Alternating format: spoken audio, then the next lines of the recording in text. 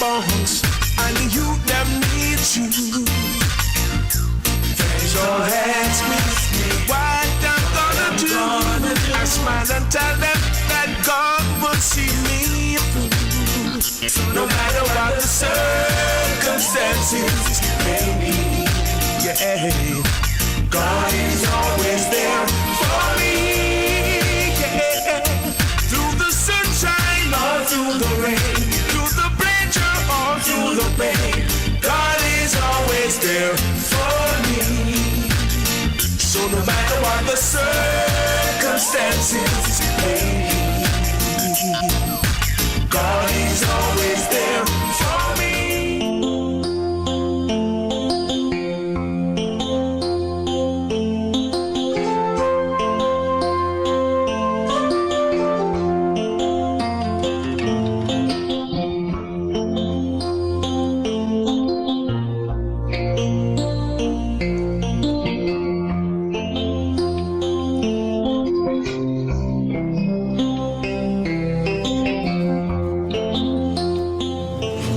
Good afternoon to all my listeners and viewers. Welcome to Rebel Radio Friday. Yes, and we have lots of information to share with you today.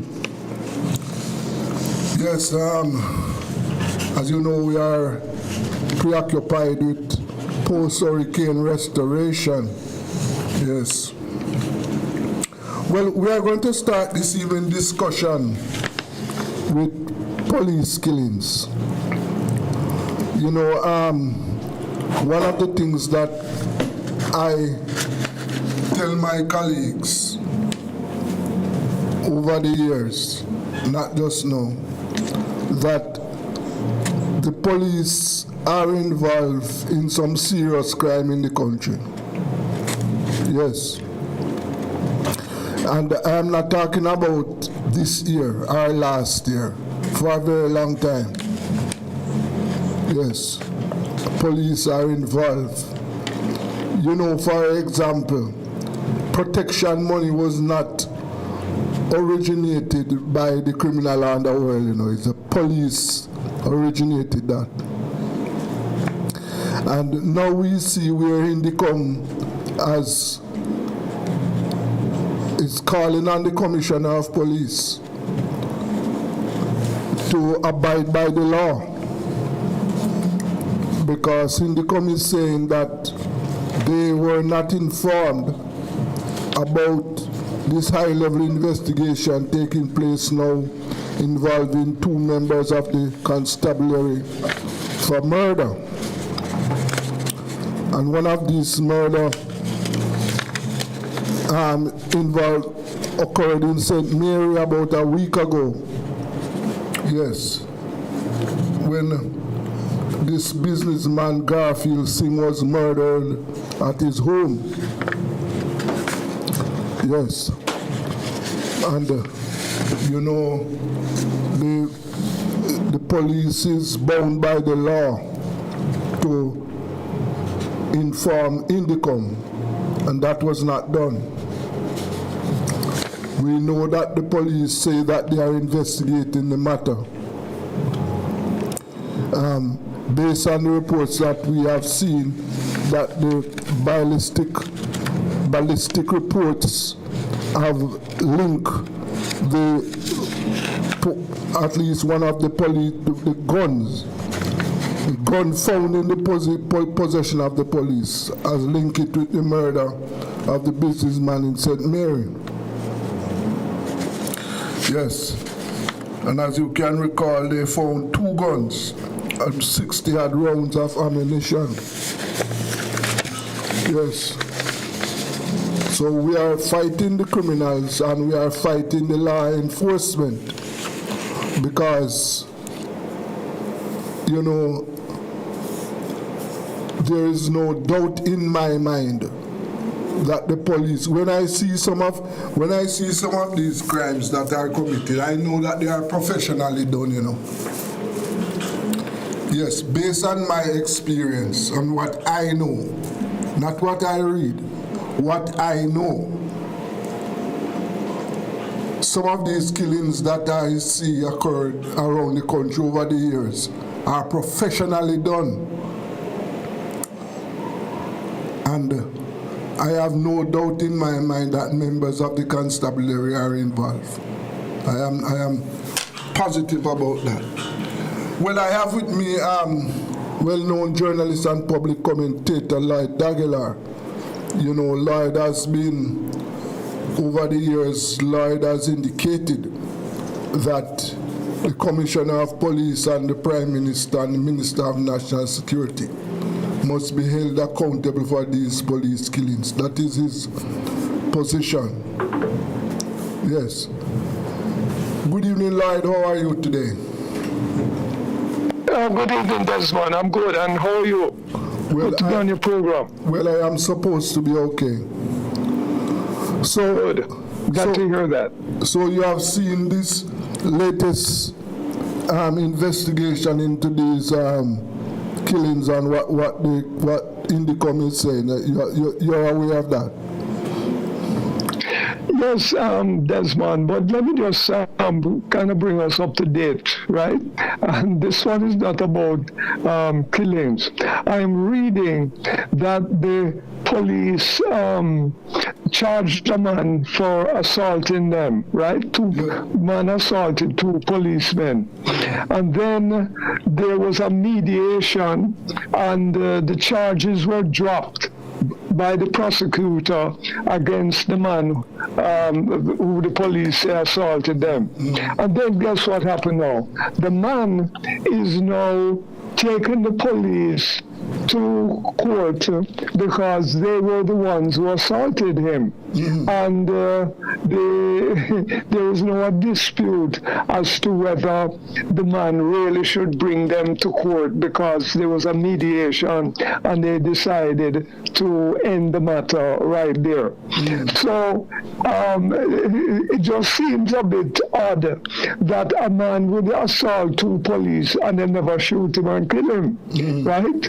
I mean, I've never heard of that kind of thing yet.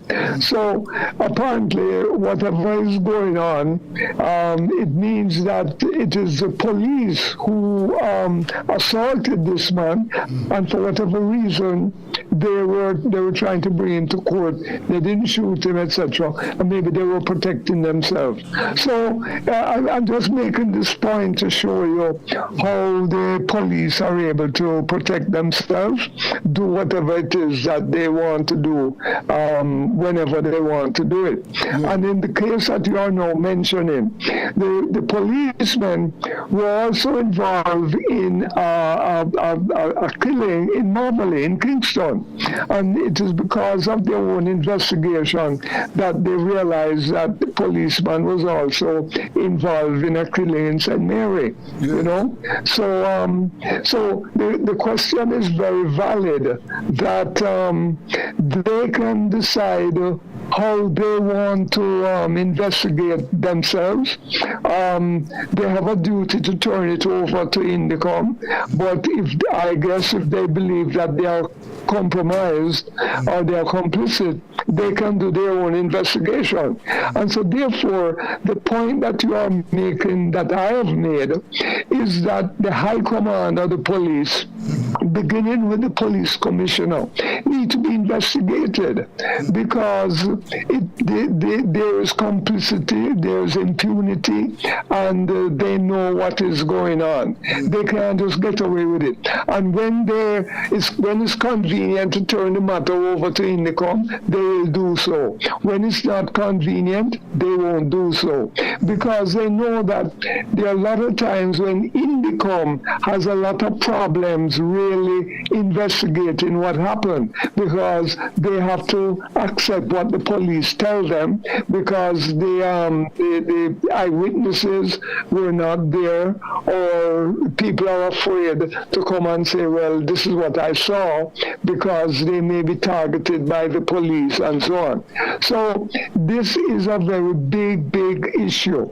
And, I think that we really need to bring this matter to the forefront, to the legal forefront.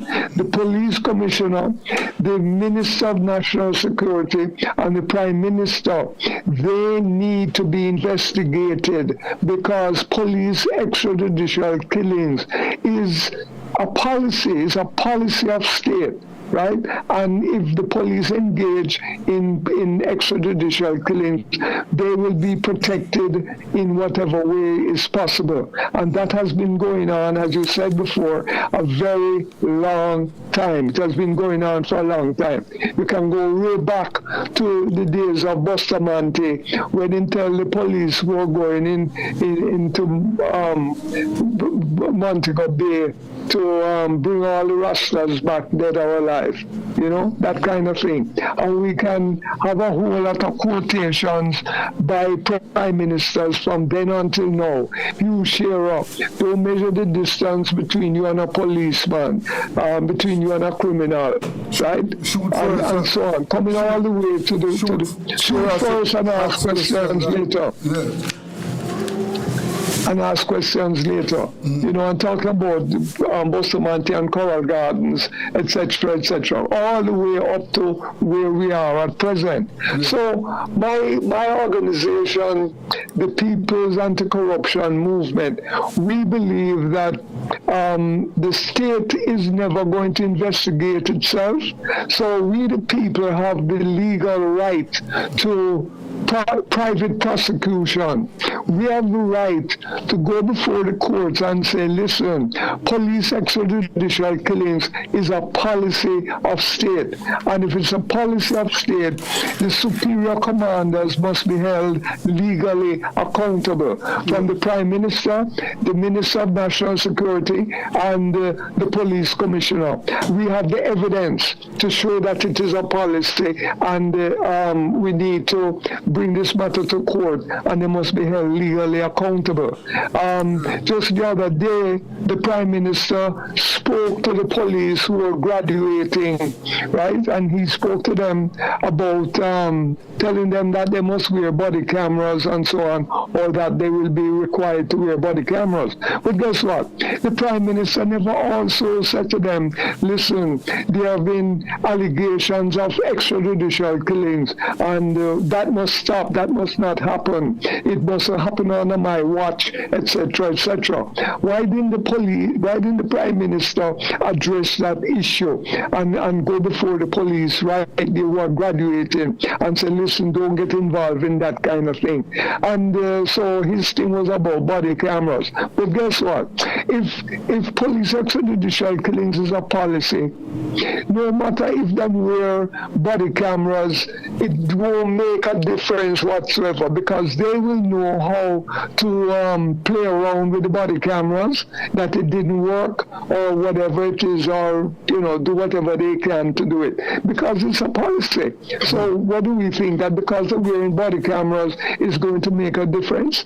I can guarantee you 100% that it won't make any difference whatsoever. They will know when to wear it, when not to wear it, how to manipulate it, etc., etc., because it is a policy, and they have the right that whenever they do it. And just say one more thing also, is that the government from the beginning of the year, the ending of last year, have been boasting that the crime rate has gone down, and to say, well, boy, there is less murders, and they're giving credit to the police for having reduced the murder rate. How do you make a connection between the police and the reduction in the murder rate? How do you, data-wise or in a scientific way, make a connection? There is no way you can prove that. What they seem to be celebrating is that the police killing rates have gone up to 300 and odd people were killed, and as a result, they are congratulating the police for having reduced murder. I think it would be much better. But Lady, hold on there. You said something a while ago which I don't understand. You are saying that the police cannot be credited for reducing the crime rate. No, they can't. It cannot be proven. It can't be proven that they are responsible for that. But hold a second there. But is the police force the authority, the organization that is responsible for security in the country and for reducing crime in the country? Isn't that one of their responsibility? Their responsibility is that if I call them and I said, well, a man thief my things or whatever it is, whatever, this is the evidence, yes, they will come and they will, and they will investigate and try and reduce it. But to say that they are responsible for reduction in murder, I mean, or whatever it is, you just can't prove it because, people go and steal because they're hungry, because they don't have a job, etc., etc. If you tell me that crime rate has gone down because there has been an increase in employment, that the living rate has gone up, etc., then I believe that can be argued. But if you just say, is the police causing it not to happen? That you can't prove it. So what has caused the murder rate? Yeah, go ahead. What has caused the murder rate? Because this is what I am saying now is a fact. It is a fact that last year, for the first time in many years, less than 1,000 Jamaicans were murdered in Jamaica. That is a fact. Yeah. What has caused that? Well, I can't tell you what has caused it, but if I were the Prime Minister, I would be saying to you, well, boys, because the economy is getting better and so on and so forth, people don't have to be killing each other, they don't have to be joining gangs, we have reduced the amount of guns coming into the country, we have reconciled the gangs that fight each other, etc., etc. If you tell me those things are credible. But if you just tell me, say, is the police doing it, you can't prove nothing. If you're in a war, if you're fighting a war, you can say, well, boy, you defeated the enemy, and so therefore you won the war. But crime is not a war. This is criminal people who have a gun, them want food, them want money, and they know how to plan it. When they're ready to go rob a store or whatever. It has nothing to do with the police because when the police is not there every day, we don't have a national state of emergency where the police are on the street all over the island of Jamaica. It's just impossible to prove it. You can claim it, but proving it is two different things. And I would like for us to be able to claim it that the unemployment rate has gone down, that employment is up, people are living a better life, and that is why they don't have to be killing each other. That would be very credible, in my opinion. But when you tell me, say, is the police reducing it, and all you can tell me, say, the police kill more people this year than last year and the year before, then that is what you're attributing police extrajudicial, you're attributing the reduction in the crime rate too. And that is what they argue. And so therefore, they have no intention of challenging the police about extrajudicial killings because they put a very positive light on extrajudicial killings, that is what is preventing the murder rate from going up and bringing it down. It's just not acceptable. Okay. Well, I hear you on that. I don't agree with you totally on that point, but I understand what you are saying. So, as it stands right now, as I said, they are investigating two of their members in connection with this murder, with more than one murder, and Yes. It would be interesting for the police to dig deeper and find out the involvement of policemen in criminal activities, because this is something that is worrying and something that we must take action against.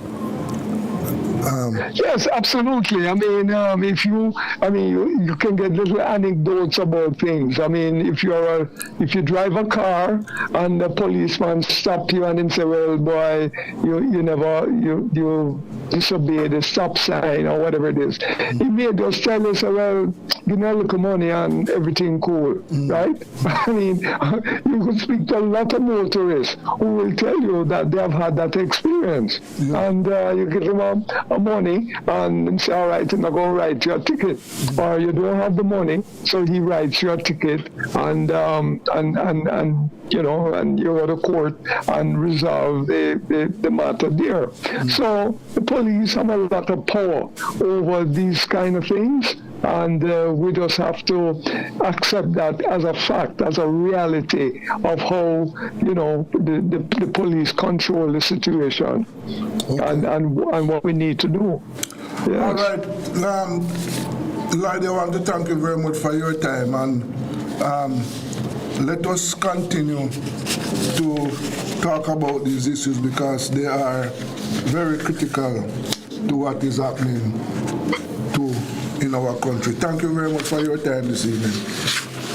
And as I say, to be continued. Thank you. Very critical. Yes. Yes, very much. All the best. Take care. All right. Yes, that was journalist Lloyd Daguilar there, and we were talking about speak of fact that the police are probing two of their members in connection with murders. This is Rebel Radio. Let us go for a break.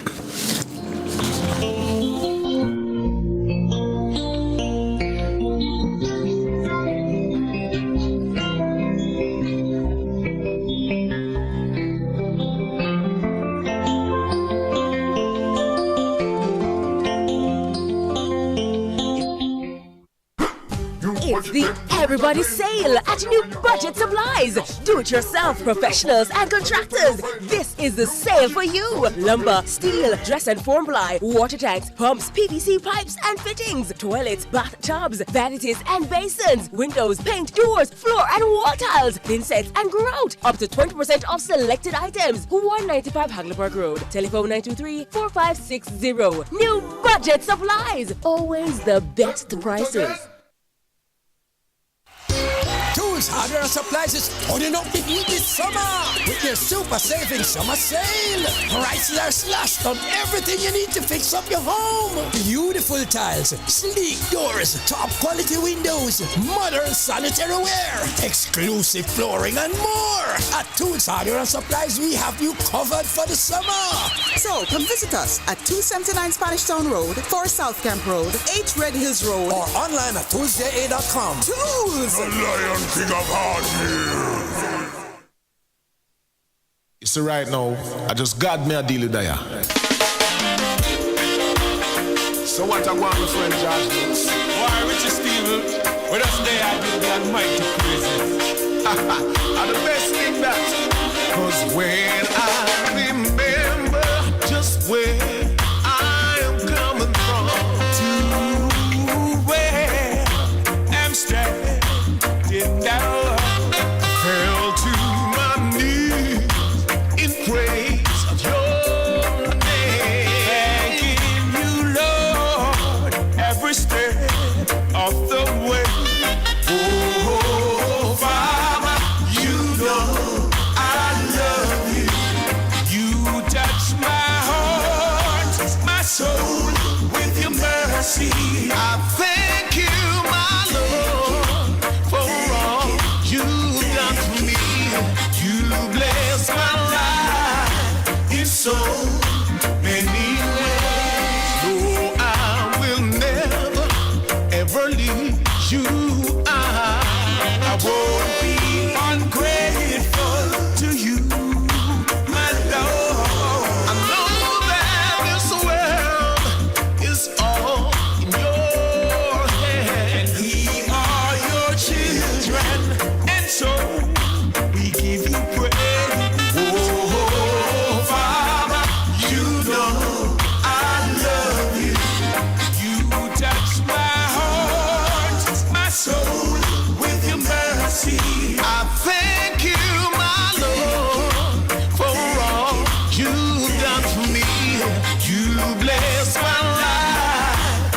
so many ways. Father, I love in so many ways. Oh, Lord. So when I remember just where I'm coming from, hey, to where I'm standing now, fell to my knees in praise of your name, thanking you, Lord, every step.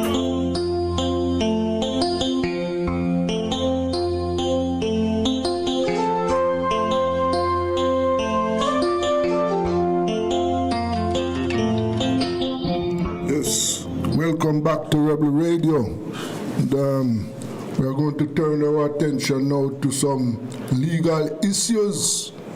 Yes, the Norman Manley Law School is hosting a mentorship program. Yes, and well, this program is going to be held tomorrow. Yes, tomorrow the 21st. Yes, and this prestigious event marks the commencement of a landmark series that will strengthen the connection between the legal profession across the Caribbean region and emerging practitioners. Yes. Well, we have the principal of the Norman Manley Law School with us. Yes, Dr. Malcolm, and for him to tell us about this program and what is the relevance of this program at this time. Dr. Malcolm, good afternoon to you, sir. Good afternoon to you, Desmond, and to your viewers and listeners, wherever they may be. Yes, sir. Happy to be on your program. Yes, sir. It is my pleasure to have you with us to tell us this program, Dr. Malcolm, this mentorship program. What is the relevance of this program at this time? The relevance has always been, and let me contextualize that a little bit. The training of lawyers or training of persons for any profession relies on much more than just classroom teaching. And it relies on much more than just passing on doctrinal things about any profession to persons. It is about helping to educate and holistically develop persons so they can be of better service to their profession when they get there, and ultimately to the society as a whole. Now, when you go into practice, again, for journalism, law, medicine, and so on, in addition to knowing what to do, for example, as a doctor, to treat a wound, or what to do as a lawyer to commence a matter in court, you also need to learn how to interact with your peers, how to interact with the public, and how to make sure that you are able to assist persons and be able to deal with persons at all levels.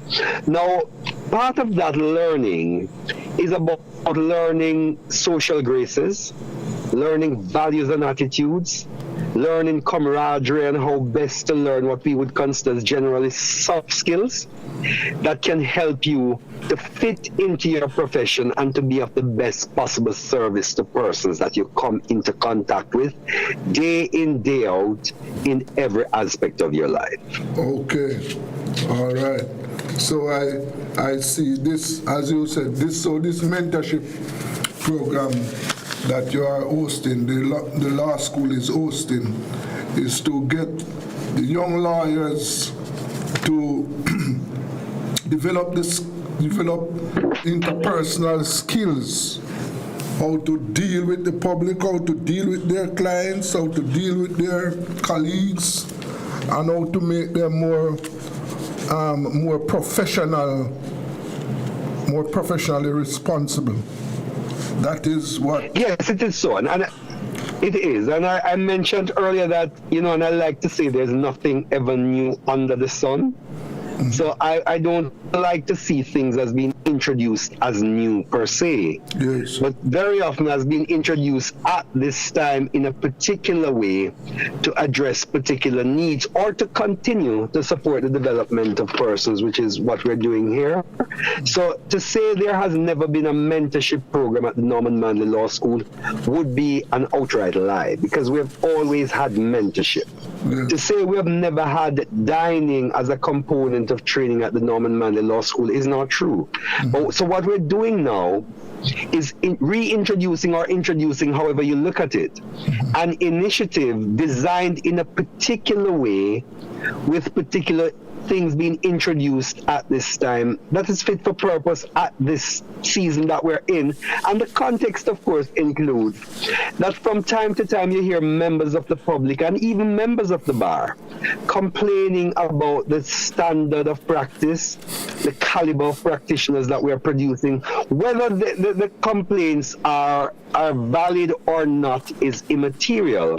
What is clear is that you have persons speaking about it, and I think it behoves us as a training institution to listen to the voices, to listen to what we're hearing, and to then ensure that we're introducing or reintroducing, as the case may be, programs and initiatives that are mindful of the environment in which we work and in which we function generally, and what persons in it are asking of us and looking for in the persons who are legal practitioners. Okay.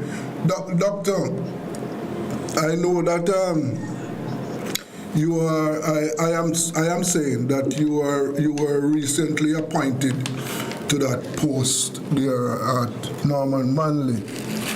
So far, what are some of your findings as principal? What are some of your findings, and what are some of the things you think needs to be done to improve the quality of graduates and to improve training and output, totally? What are some of your findings so far?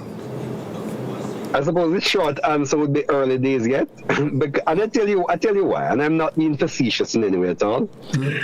I came into office knowing that I am coming to serve an institution which has a legacy of over 50 years. Yes. An institution that has produced brilliant practitioners at every level of legal service, not just in the region, but beyond. Yes. So I came knowing that. I also came knowing that before I attempt to make any fine analysis of anything, I need to give myself an opportunity to observe. Yes. And I need to listen to persons at all levels. So I'm really still, I came in, as you said, I just came in September of last year. Yes. Still early days, and I'm still learning. And I would not be quick at this time to make any clear indications of what I think needs to be done or anything, including because part of the learning process is to recognize that even things that you yourself may think are in need of change may not in fact require change, and even if they're to be changed, may not require change in the ways that you want to. But one of the things I'm very clear about, though, is that we must engage meaningfully with the public. I also am very clear that we must listen to the voices of the public, including public practitioners in the public, and then make corrective adjustments where required as necessary. And I think what this initiative, and it's a dining and mentorship initiative, so in particular it has a dining component to it, that we're introducing on Saturday, is a part of listening to those voices. And if you want, I could add that this initiative, in fact, the guest speaker for the event, because it is not just about a dining event. Yeah. It's about an experience which includes a guest speaker who will help us in our networking, help us in sharing of experiences with our students. And the guest speaker for it will be Mr. Hugh Small, Justice Hugh Small, who has a wealth of experience, in fact, one of the longest serving members of the bar in Jamaica. And to tell you this, as soon as I got into office, he was one of the first persons to have called me to say, look, Chris, I want to be of assistance to you and what you're doing. And the area in which I want to focus is in assisting with mentorship. So there's a lot of goodwill and persons who are willing to assist. And they, as all others, would say, look, take your time, see what is happening, and then see how you can leverage the support that is available, and ensure that at all times we keep a student-centeredness nature about it to try to see how we can develop students. And what is critical, as again we're looking at what may be wrong, what may need change, is to understand that we're in a changing environment. The way persons learn, that has changed. What we look to as sources, that has changed. The impact of artificial intelligence and so many other things are happening, and we have to be careful, however, that even as we're contemplating change and determining what may be wrong or what may be right, we're not doing it through a lens which is dated. We're not doing it through a lens which is not sufficiently aware of what is happening around us, not just at local level, but international. And I say that because the reality is that the legal profession, however domestic you think you may be practicing here in Jamaica, it is a profession which has become increasingly global over time. So what we call cross-border practice has become the norm in many ways. And standards that are applying in other jurisdictions filter into what we do, and we have to make sure that we're consistently adapting to those and doing what a professor of mine when I was in London would always speak about, which is making corrective adjustments as appropriate. And the word correct, the expression corrective adjustment is determined for what it is. To say that you should adjust, but correctively, not just for the sake of adjusting. Do you think, Dr. Malcolm, do you think that the law school, the Norman Manley Law School, is one of those institutions that should be more should be more active in looking at or talking about what is happening in the country? So, for example, police killing, human rights issues, political issues. So, for example, the plight of students, Jamaican students in universities in Cuba. Do you think it is part of the law school's prerogative to talk about those issues? I don't know about the prerogative as a way to put it, but I would say this, that one of the things we need to bear in mind, though, is that when there was a time in our history, the 60s, 70s, and so on, when we had significant student activism that we saw in the streets, so to speak. Activism still is here, but it is different. A lot of that, for example, has migrated to the online space. Something as simple as WhatsApp chats and so on. A lot of activism goes on in those spaces, some of which you do not see and some of which you see in ways that you never imagined. So again, when we're thinking about what is happening, we have to bear in mind that times have changed, expectations have changed, and things are happening differently. The short answer to your question, though, is that I think it is incumbent on every institution, ours included, to be actively involved in the life of the nations in which they are. And that active involvement means sometimes that you have to engage in some things that are considered to be of a political nature. And I say this, when we think politics, we very often think party politics, but I remember I served, as you might know, in a capacity at one point. I was an attorney general in a particular country. And I remembered one politician that I was close enough to always saying, life is politics. And it is. Everything we do in life has a political connotation. It's the nature of the politics that might differ, but there's always a political decision to be made about one thing or another. And I think we all must recognize, all of us, not just those of us at Norman Manley or you or anywhere else, we all must recognize that we all have political obligations and that we must always be mindful that we're making political decisions every day in everything that we do. Yes, sir. There was I have not heard it recently, but not too long ago, there was some talk on the street that the legal fraternity in Jamaica is overpopulated, that we were training too many lawyers. Do you see any validity in that argument? Well, lawyers, all right, I think persons need to step back a little bit from that, and in this way. I don't think it is ever bad to train persons. What I think is necessary, however, is that we as a society and wherever we are, we find effective pathways for absorption of persons. And when persons, for example, say we're training too many lawyers, I sometimes will ask the question, but at the core of everything that you do for economic development or anything else, what is at the core of that? The core of that is law, legal systems, and legal arrangements, right? That is at the core.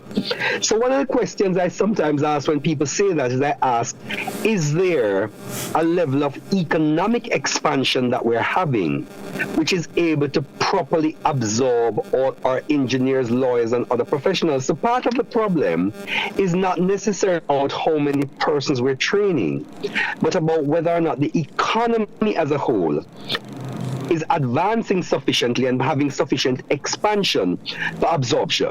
The other thing to bear in mind as well is that the fact that you're a trained lawyer does not mean you have to go into traditional practice.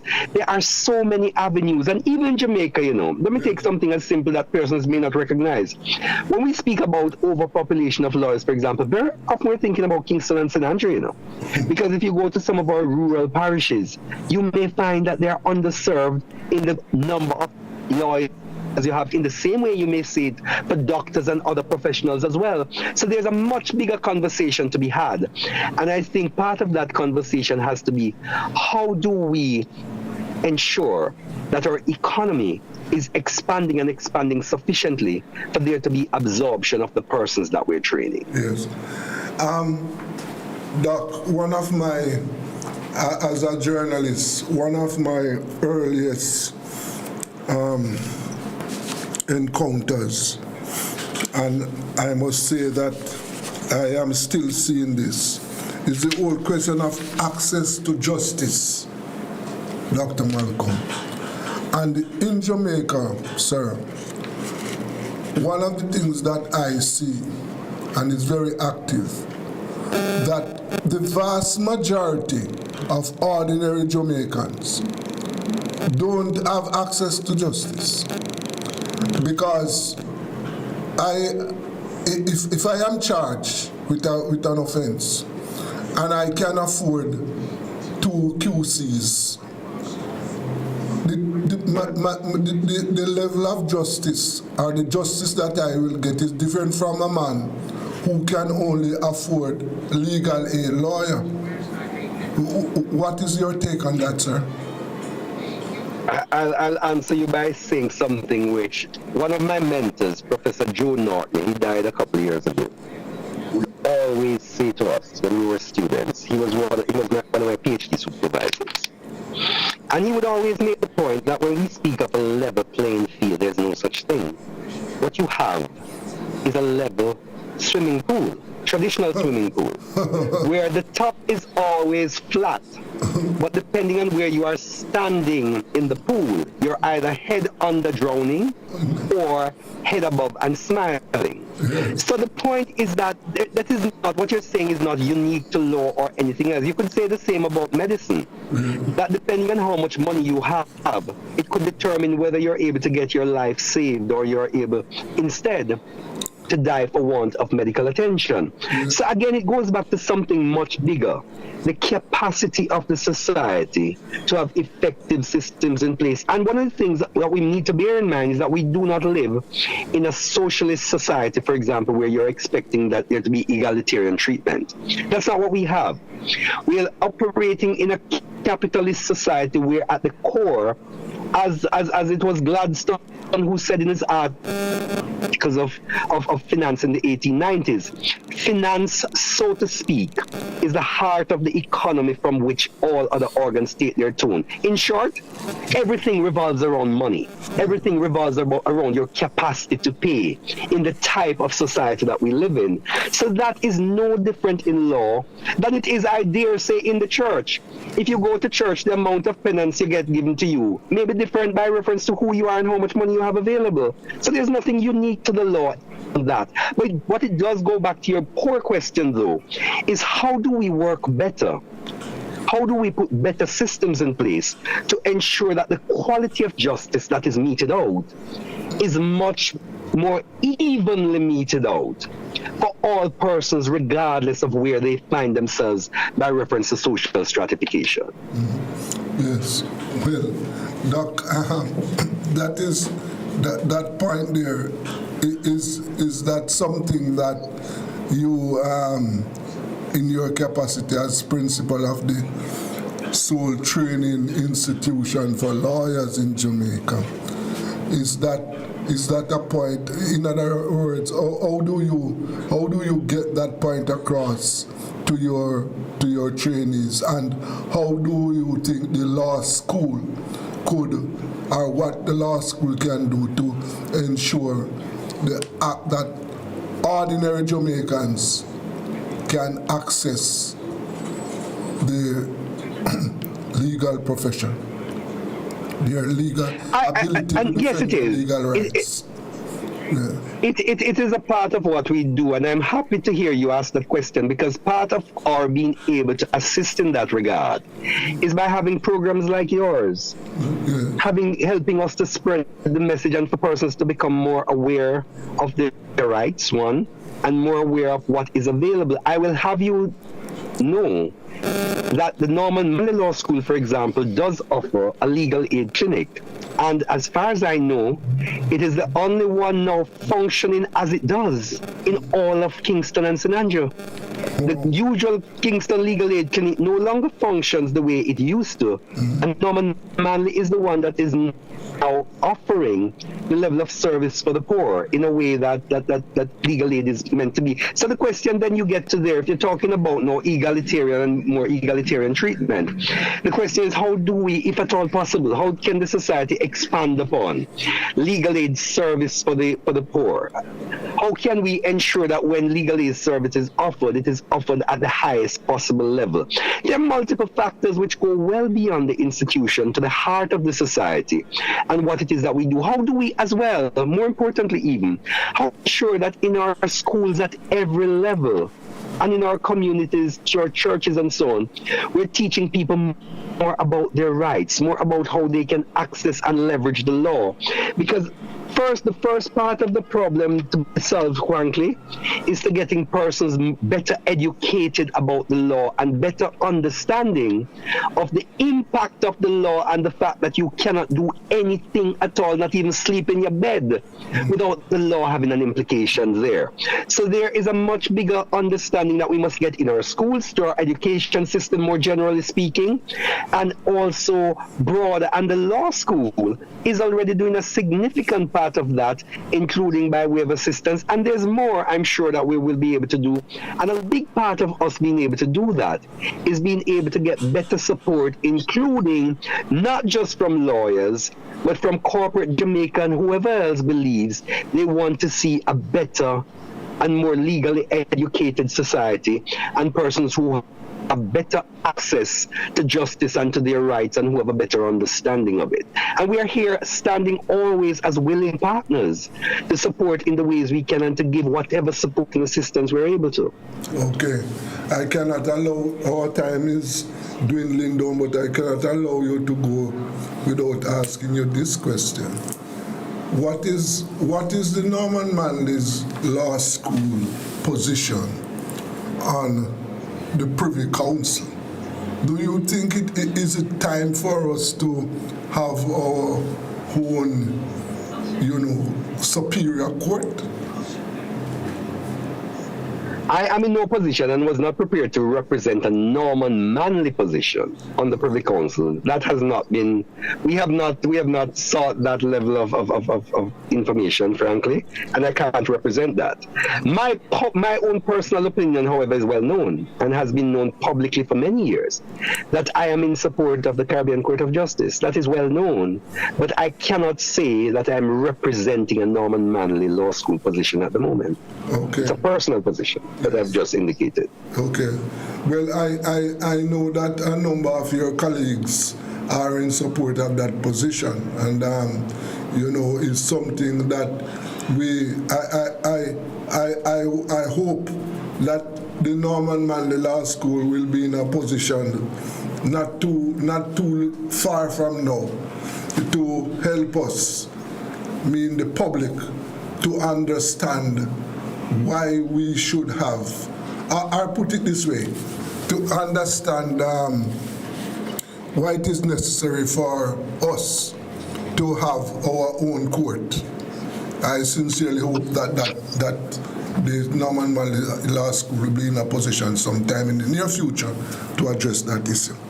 Well, but if I may quickly, just 2 minutes, to say this, that the Norman Manley Law School has always supported public education, and it is a function that we take seriously and will continue to take seriously in whatever we do. Okay. Well, we have exhausted our time, Dr. Malcolm, but I want to say to you that I think we should have more of these discussions, because the Norman Manley Law School is an important institution that can help, and I'm borrowing your word, in public education, because this country needs that badly. And therefore, I want to wish you, Rebel Radio want to wish you success in this keynote event and this mentorship program. And as I said, I will put it this way, to be continued, Dr. Malcolm. Thank you very much. Well, thanks so much for having me, and I trust that you'll have a wonderful rest of the program. Okay. All the best to you. Blessings. Thank you very much, sir. That was Dr. Christopher Malcolm, the principal of the Norman Manley Law School. And we're talking about this mentorship program that they are having there. And as you heard, that program is to get trainees, the young lawyers, more acclimatized to dealing with their peers, the public, to have a better understanding. Coming up next, we are going to talk about the closure of newspapers in the region and the impact on journalism. Let us take a break. This is Rebel Radio.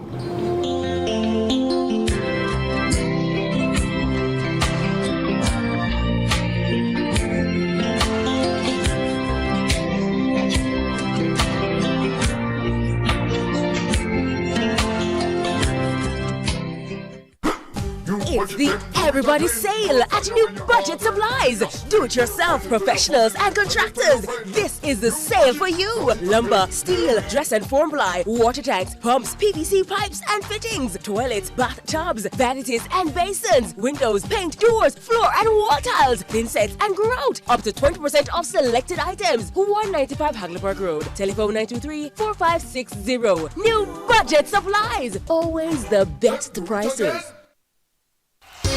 Tools, hardware, and supplies is turning up the heat this summer with their super saving summer sale. Prices are slashed on everything you need to fix up your home. Beautiful tiles, sleek doors, top quality windows, modern sanitary ware, exclusive flooring, and more. At Tools, hardware, and supplies, we have you covered for the summer. So come visit us at 279 Spanish Town Road, 4 South Camp Road, 8 Red Hills Road, or online at toolsja.com. Tools! The Lion King of Hardware.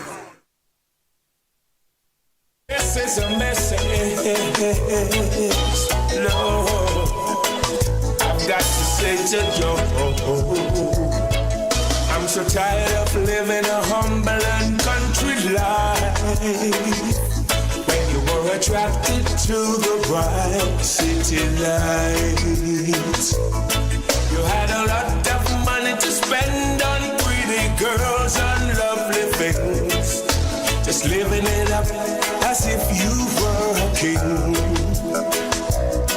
You had a whole lot of friends that you treated a vintage boy, but when the money went out, they didn't stick around this time.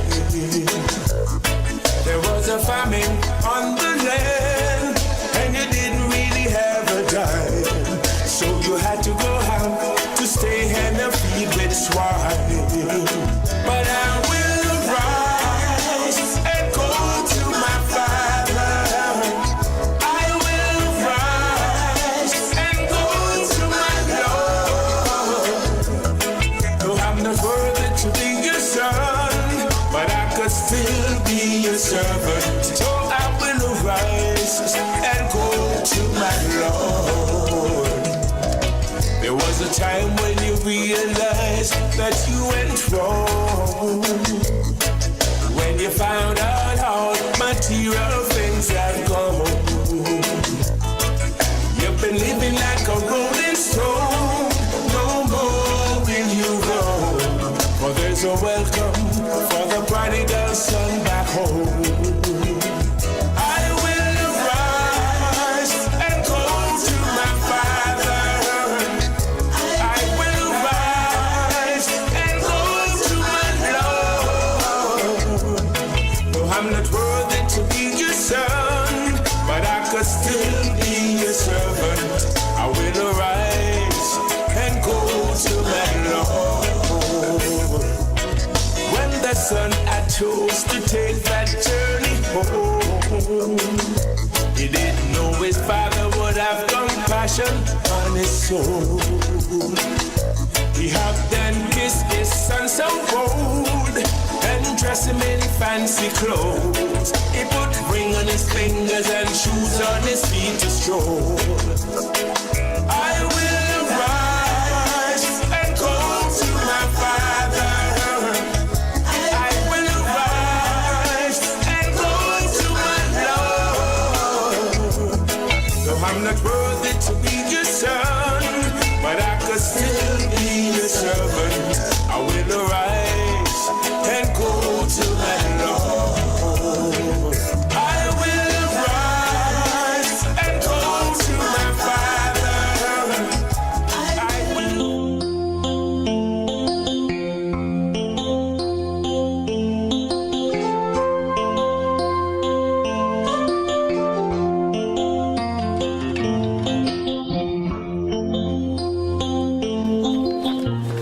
Yes, welcome back to Rebel Radio. Yes, and as I indicated earlier, that we in the media we are having, well, I am describing it as a crisis. Yes, we are having a crisis because what we are dealing with now, we have dealing with the closure of 2 regional newspapers. And as a practicing journalist myself, this is something that I am concerned about, because apart from the welfare of my colleagues, then it's the impact of freedom of expression. And I have with me this afternoon Mr. Harvey Panka, President of the Caribbean Media Association, Mr. Prior Bihari, Editor-in-Chief of AZP News and also President of the Trinidad and Tobago Media Association. I have journalist Paula Lindo and senior journalist out of Guyana. With me here, Mr. Adams. Yes. So, good afternoon, ladies and gentlemen. Good afternoon. Good afternoon. Yes, yes. Okay. Well, let me start with the President. Yes. Let me start with the President there of the Trinidad and Tobago Media Association. Mr. Biari, when you look at, the closure of these newspapers, what is your take so far? Yeah, well, good afternoon to everyone. Good afternoon to all of the listeners and everyone. Yeah, well, recently we have had the closure of two newspapers, that is the Newsday from Trinidad and Tobago, and well, the Starbuck News in Guyana has announced that they are going to close up in March. Yes. These are serious issues. In the case of Newsday was in the media landscape in Trinidad and Tobago for 32 years. Wow. 32 years, that's over 3 decades. Yes. And, it had established itself as a third force, and it became one of the number one newspapers in the country because largely of reporting crime stories, and it established itself, as a mainstream media. But what has happened is that, of course, that the landscape of the media has been changing, not only in the Caribbean, but across the world. And newspapers, as it is traditionally, it is something that I think is going out of the market, because my children, for example, they are 12 and 17. And I don't think they know how to read a newspaper, in traditional sense. They'll make a mess of it. They get everything now on your phone, on their tablet, on their device. And that is something that I think the media landscape has changed, and is something that we have to look at journalists, as media practitioners. How do we change with it? What do we do to adapt to this new landscape? And one of the major issues that we have had in Trinidad and Tobago is advertising. And, with social media, it's very cheap. It's cheaper to advertise on social media platforms and get maybe more coverage than you advertise in traditional media. And one point I have to point out is that state advertising played a lot in terms of the model. The advertising model is what newspapers operate in, and how they earn the income and they pay the staff, for example. Mm-hmm. And there has been a cut in state advertising in our government in Trinidad and Tobago. And I think in Guyana, the Starbuck News, that was one of the issues too. And, major advertising, some of the major advertisers in Guyana too, like Digicel, One Communication, Banks, DIH, Damara, Distillers, and Courts, over the years, they shifted to more online platforms. And that was the point Mr. Prasad, the editor-in-chief of Starbuck News, was making. Mm-hmm. And I think it is something across the board. I think that is something that we have to look at now in terms of how we go forward as media entities and what we need to do in order to survive, but while at the same time maintaining our journalistic integrity. Yes. I think that is what we have to look at and we have to do right now. Yes. No, so I see you are in charge of an online newspaper. Yes. No, sorry. Would you agree that traditional newspapers should start, well, we should have started already, but should, be actively engaged in, converting their operations to deliver their content online? Don't you think? Yeah.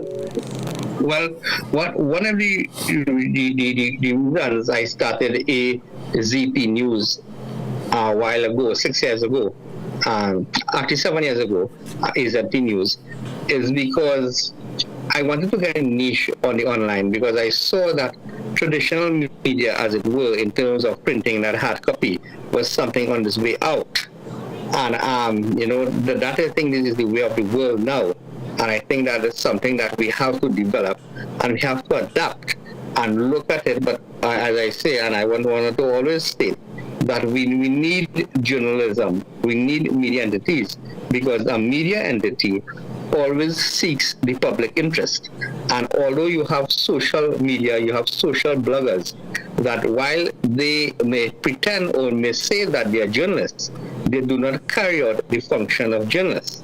Because one of the major functions and the tool that a journalist has, just like any a professional, a doctor, for example, a doctor would have his medicine, would have a stethoscope, a lawyer would have the tools of law, or statutes, etc. A journalist has tools also as a professional, and the number one tool of a journalist is the truth, is accuracy. And we have to be accurate always in terms of reporting. When you have a social blogger, paid social blogger, for example, that person may just report something or just put something out there that may not necessarily be the truth. And a journalist, on the other hand, and one of our critical jobs and duties is to get the other side. So when someone says something about Mr. Desmond Richards, and they just put it on social media, a journalist will call him and say, hey, is this true? We want to comment on you. Yes. And that is what distinguishes a journalist. And I think that is needed in any society, and any democratic society, that you have to have journalists, you have to have journalistic institutions and media outlets that would do the proper function, right, that will call on people to book, will call on the authorities and ensure that they are transparent, and what they do is something in the best interest of the people. Yeah. And as journalists, we always have to maintain that and seek the public's interest. Yes. Let me bring in Miss Lindo as a practicing journalist. Miss Lindo, what is your take so far? How do you reconcile the closure of this newspaper? How are you coping? Well, I was employed at Newsday up until it closed. I had worked there for the last 6 years. It would have been 6 years in February. Yes. Closed on the 23rd of January, so almost 6 years. I have to agree with everything that Prior said, because we had been trying to move on or into the internet space, as well as maintaining our traditional print characteristics. Yes. So it called for a different type of work. I grew up in print, radio and print journalism. I've been in media for about 15 years, which is not so long compared to some people. And that shift was difficult, not only for the reporters, but also for the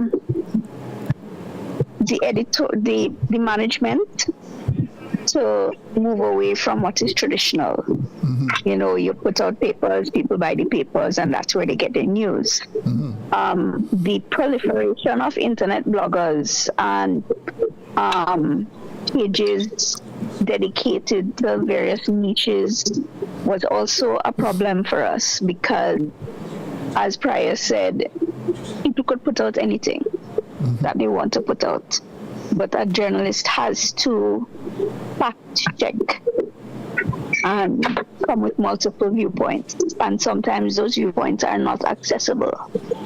For example, trying to call a businessman or a government minister to say, what are your thoughts on this? This is what is in the public sphere, and they wouldn't answer. So those are some of the issues we face. Advertising as well was also an issue in terms of getting funds to run the paper, because as with many newspapers across the Caribbean, not depended, but government advertising was a large part of how papers are run. Yes. And when this current administration came in, they decided they're going to do as little as possible as they could. Mm-hmm. So a lot of times, rather in terms of advertising, rather than sending out press releases to the media, they would put it on their Facebook page. Yes. And so the public would have access to it at the same time as us. And so, that is also a lessening in terms of how people would look to the papers to get their news because it's already all out there. And again, people are also not buying physical newspapers as much anymore. Yes. So they prefer to get it from the paper's website or to buy a digital subscription or just to look at what is trending, what other people are sharing. Yes. So you say at Newsday there was an attempt to move online, but it was difficult. Yes, I mean we did write articles for the website before we wrote it for the paper. We would take video for social media and send that in before we even got back to the office. Yes. And our Instagram following was good, our YouTube following was good. But again, the advertising instanceness. Yes. The advertising income was not there to pay the expenses. That is a key. Yes. Yes, that is the key. Yes. Let just I want both of you to just hold it there for me. Let me just try and get back Mr. Panka and my other two colleagues. Just a second. Just hold it there, please. Yes. I had them earlier on, but I don't know what happened, why I lost them. So let me try and get back Mr. Panka with us, and also RV. Don't know why.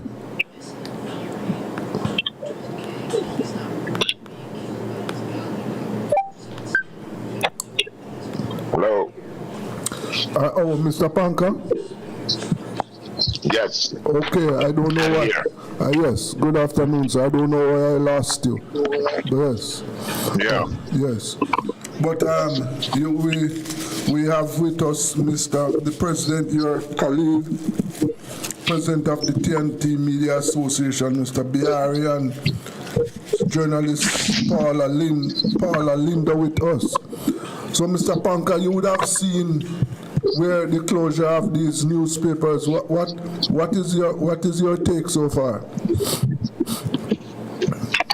So, my take is that this downfall in this regional media landscape has been set in for a while now.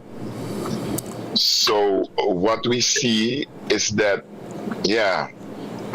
we see everywhere. Also in Suriname, we still have some dailies running, but that people are switching now to online news. That's for the daily. I don't think there is a great future, a bright future for dailies. With the way technology is evolving, I don't think they will last another 10 years or maybe 5 years. Yes. You mean in their current format? Yeah, in their current format, yeah. So they have to switch to the online format. In the current format, when they have the how you call it, the paperback,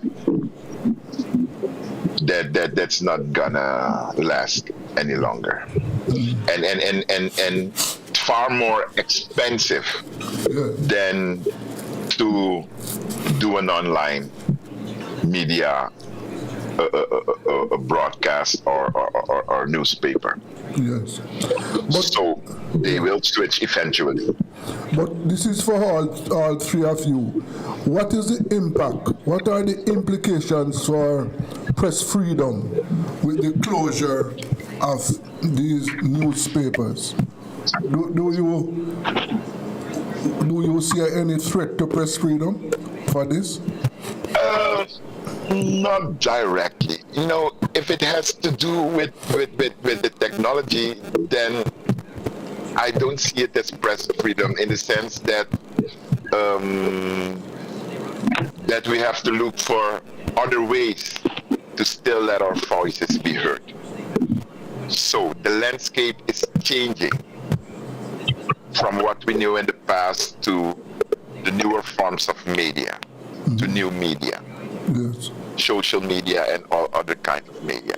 So we as media, we have to find the ways to cope with those challenges, to stay fresh, to say it's like to stay fresh, to go with the time, to attract new readers, to attract new listeners. So we have a role as media also.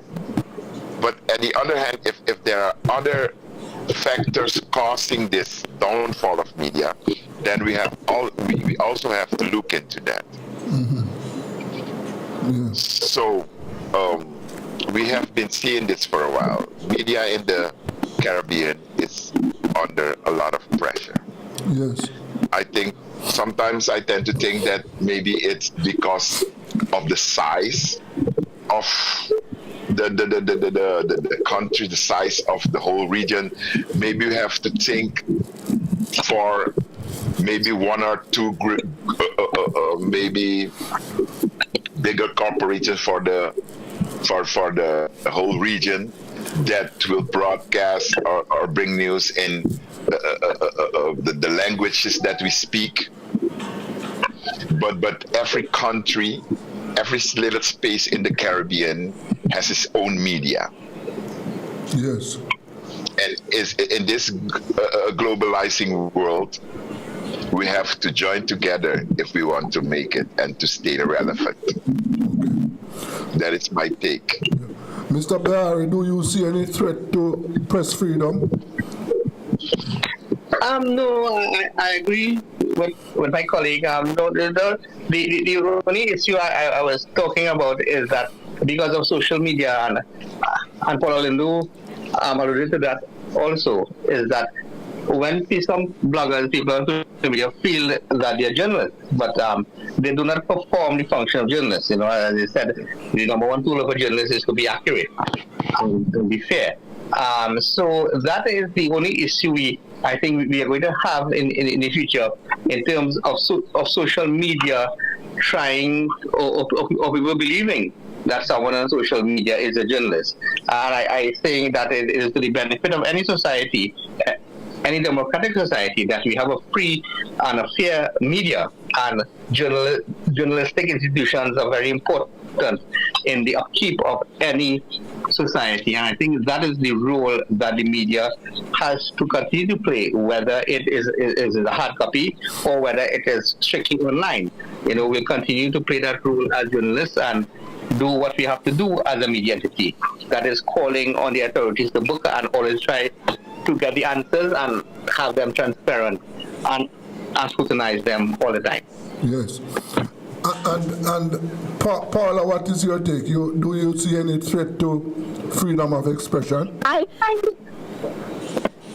of do, in terms of specifically in our case, as Prior would have said, Newsday was seen as more independent than the other dailies, because while we were dependent on business interests for our advertising, we were not linked to either political party in Trinidad. And I think that's a thing that happens around the Caribbean, where papers are seen to be pro one side or the other, as most Caribbean islands have a Westminster system. So in terms of losing papers that are or may be seen to be holding both sides accountable, that is an issue I see will be becoming an issue as we lose more and more papers. Yes. Yeah. Yes. In Trinidad, how many papers There are other. Yeah, go ahead. Sorry. No, I was also going to say that we have 2 dailies now, that Newsday. That is the Guardian and which other one? The Express. Okay. Yeah. Yes. And the radio stations. How many radio stations you have in Trinidad and Tobago? We have about 35 radio stations, just under 40 radio stations who have licenses to operate. Okay. You know? Yes. Right. Yeah. And television stations? We have, I think, about 3 free to air, and we have others on cable. So I think we have maybe close to about 10 or 12 in terms of, we have a lot of local entities that use cable, and some, not all are free to air, but, there are the 3 major ones. There's the state company, TTT, television, and there's TV6 and there's CNC3. Those are the 3 main television stations we have right now. But there are other smaller entities, very independent, that are not necessarily free to air, but they would have their programs on the various cable networks. Yes, but do you see, colleagues? Do you see that there is also a threat to free-to-air TVs and radio stations? I mean, the new environment is posing a threat to those entities. Don't you see that too? I think maybe one of the major constraints is the expense, the cost of actually operating and to have the equipment, at a television station, even a radio station, and a lot of equipment. You have to have antennas, things like that, and cost is a factor. But also sometimes it might be a bit difficult to get licensed because you have to certain restrictions in terms, maybe if your community radio station or television station, that's where you get licensed. But it's difficult, but I don't think that there's any threat. I think threat more has to do maybe with cost and some little problems in terms of actually getting the license, which could be a bit tricky and complicated sometimes. Yes, and remember now, you are free to hear. You can have a radio station, an internet radio station. Yes. Yeah, well, they have some internet radio stations, but a lot of people do podcasts and Facebook, and YouTube like that. That is one of the reasons I think in the new environment that people, that is trust that they are looking at and going into. Yes, it is. It is, Yes, because there are few. Yes, Miss Linda, go ahead. Yes, there are a couple, I was just saying that there are also a couple TV stations that operate online. Yes. For example, WESN here in Trinidad, they are an online platform. Mm-hmm. So all they depend mostly on social media, but they have a website as well, so they do both.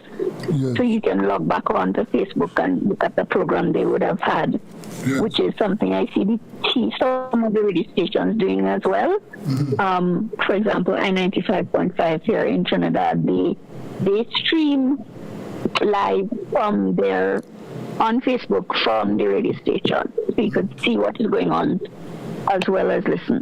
Mm-hmm. Yes. Let us just hold it there for me. We are going to take a break.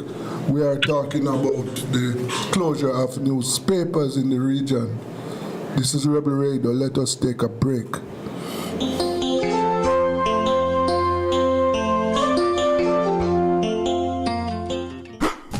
It's the Everybody Sale at New Budget Supplies. Do-it-yourself professionals and contractors. This is the sale for you. Lumber, steel, dress and form ply, water tanks, pumps, PVC pipes and fittings, toilets, bathtubs, vanities and basins, windows, paint, doors, floor and wall tiles, thin sets and grout. Up to 20% off selected items. 195 Hagleyburg Road. Telephone 923-4560. New Budget Supplies. Always the best prices.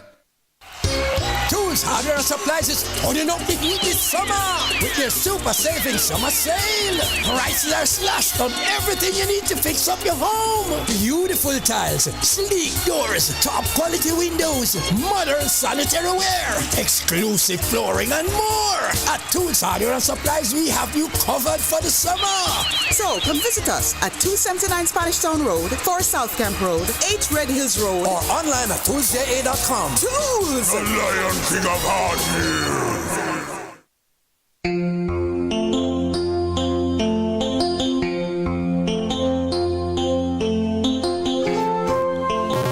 Yes, welcome back to Rebel Radio. As I said, we are talking about the closures of newspapers in the region and the impact on journalism. Mr. Panka, in Suriname, how many dailies, tell us about the state of media in Suriname. How many newspapers and radios and television stations you have? Okay, we have too much.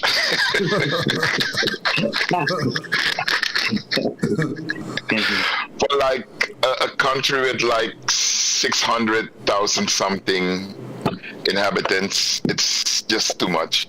We have like, let's see, 3-4 dailies now operating. Yes. The Warate, Suriname, and Dakbo, they live Suriname 4. Then we have like, with the digital transformation of TV, we have like more than 60 free over-the-air channels. That's radio? But mostly, no, TV. Oh, yes. But there are only a few that make their own content. So the one I'm working for, ATV, we make our own content. You have the other one, STVS, they do they are not like, not even 10 makes their own content. The rest is like stealing from Netflix and other American stations. Yeah, and radio, we have a full landscape on the FM, like, I don't know, maybe more than 35. Yes. And we have also online media. What station, like, I work for one of the biggest TV stations in Suriname, so we're everywhere. We're on the social media platforms as on free over the air as well. Yes. And the company that owns the TV station, they just launched last year. They launched an app with a paid content. You can see it like a cable service, but it's something like Netflix, where the TV station deliver the local content, and then you have the paid content from, like, say, from the biggest the biggest stations abroad, like from Netflix and other movie channels, etc. Okay. So just we my company understood it a while ago that if you want to survive, you have to be where everybody is on. You have to create for the Gen Z. You have to create for the boomers. You have to create for all those groups of people to stay relevant, to stay in the game. So, but it's a jungle out here in media in Suriname. Okay. Yes. But you would say that the environment, it's a healthy environment for media in Suriname. You would say that? Yeah, we can still operate freely. The station I work for is semi-government, so it's owned by the government telecom company. So I can work freely as an independent media. They don't bother me. So yeah, but yeah, we have a few incidents now and then, but more than that, we don't have like journalists getting murdered or all those things. No, more like threatened by politicians. We had a journalist of mine had an encounter with the vice president. I thought I talked about it on a show once. I don't know. Had an encounter with the vice president a few years ago, where he was manhandled by the security of the vice president. And during, I think when we had elections, in the pre-election period, a journalist was on her phone. I thought she was, there was a fighting or something at the rally of one of those parties, and the journalist was filming it with a phone, with a smartphone, and two or four men of the party grabbed her and demanded and took her phone and deleted the video. So these are the instances that we have, but other than that, we can operate freely. Yeah. Well, the issue at hand now is that for our colleagues at Starbucks and at Newsday who have lost jobs, and the question is, what journalists in the Caribbean know, what should they be looking at? In other words, should journalists start getting themselves, organized to present or to operate online media and to keep their profession going? How you think journalists, what direction you think journalists should be looking at right now? Mr. Biari? Of course, going out in the own is very difficult. I can tell you that, because I have opened AZP News this year will make it 7 years, and it has not been easy, been very difficult, because I don't really get any state advertising. It's very difficult, but on the other hand, it gives you a sense of independence. Like, I can go anywhere, I can ask anything, no one has stopped me, I don't have any agenda, I just go, and it is good. But the issue is, you cannot just go out there and establish one time and start to make money, because at the end of the day, that is, the journalists have to earn an income, and there are some options. Some people say they may go to the government, because when a government comes in power, they hire a lot of communication specialists. That is one option people are thinking. But if you're a true journalist, it might be difficult to maintain your integrity there, and maybe if you want to come back in the media, it might be a bit difficult. So the options are a bit limited, because a journalist, it's very difficult to work anywhere else, because a journalist, as I said, has no agenda, and when you go to work in a certain institution, you always have to look out for that institution. So I think it's a transition period that is taking place in Trinidad and Tobago and Guyana and across the world.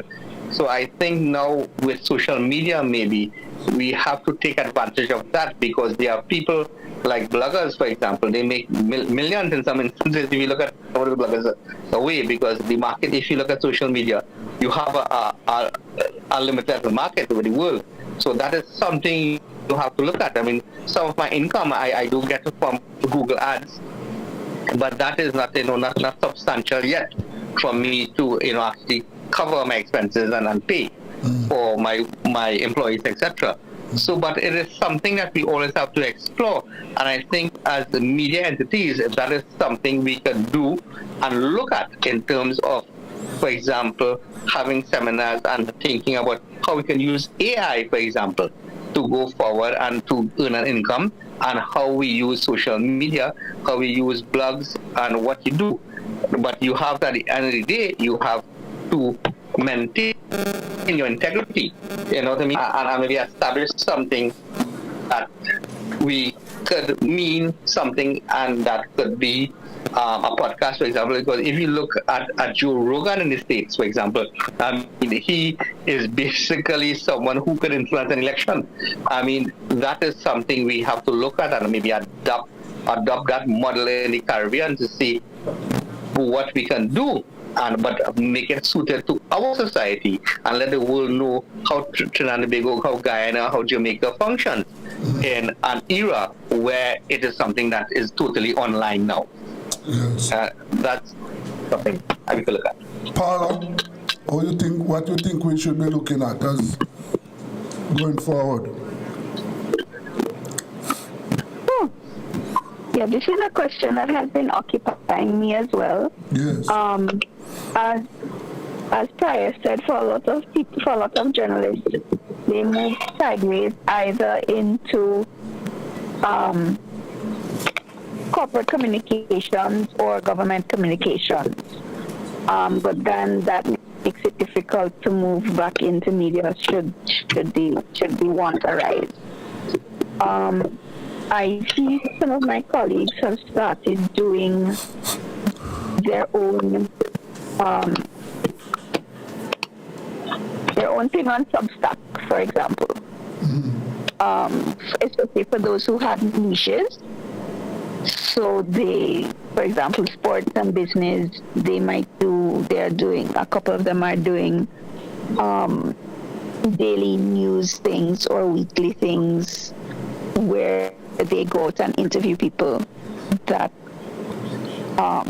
might not necessarily have gotten into the newspaper because we didn't have the space, we didn't have the time. Others have looked abroad to because writing is a transferable skill. So you can get jobs, remote work jobs that can help you bring in income. Others have started their own channels where, again, they do interviews, but they combine writing with interviewing. Yes. And putting together packages like what the news would do. But as Prior said, the problem is monetizing it immediately. It takes time, it takes effort, and I feel a lot of people will move away from the field and take up something else where they can start to earn money immediately. Yes, really. It is really a loss. And I know it is not easy for members of our profession. Mr. Panka, you have any advice?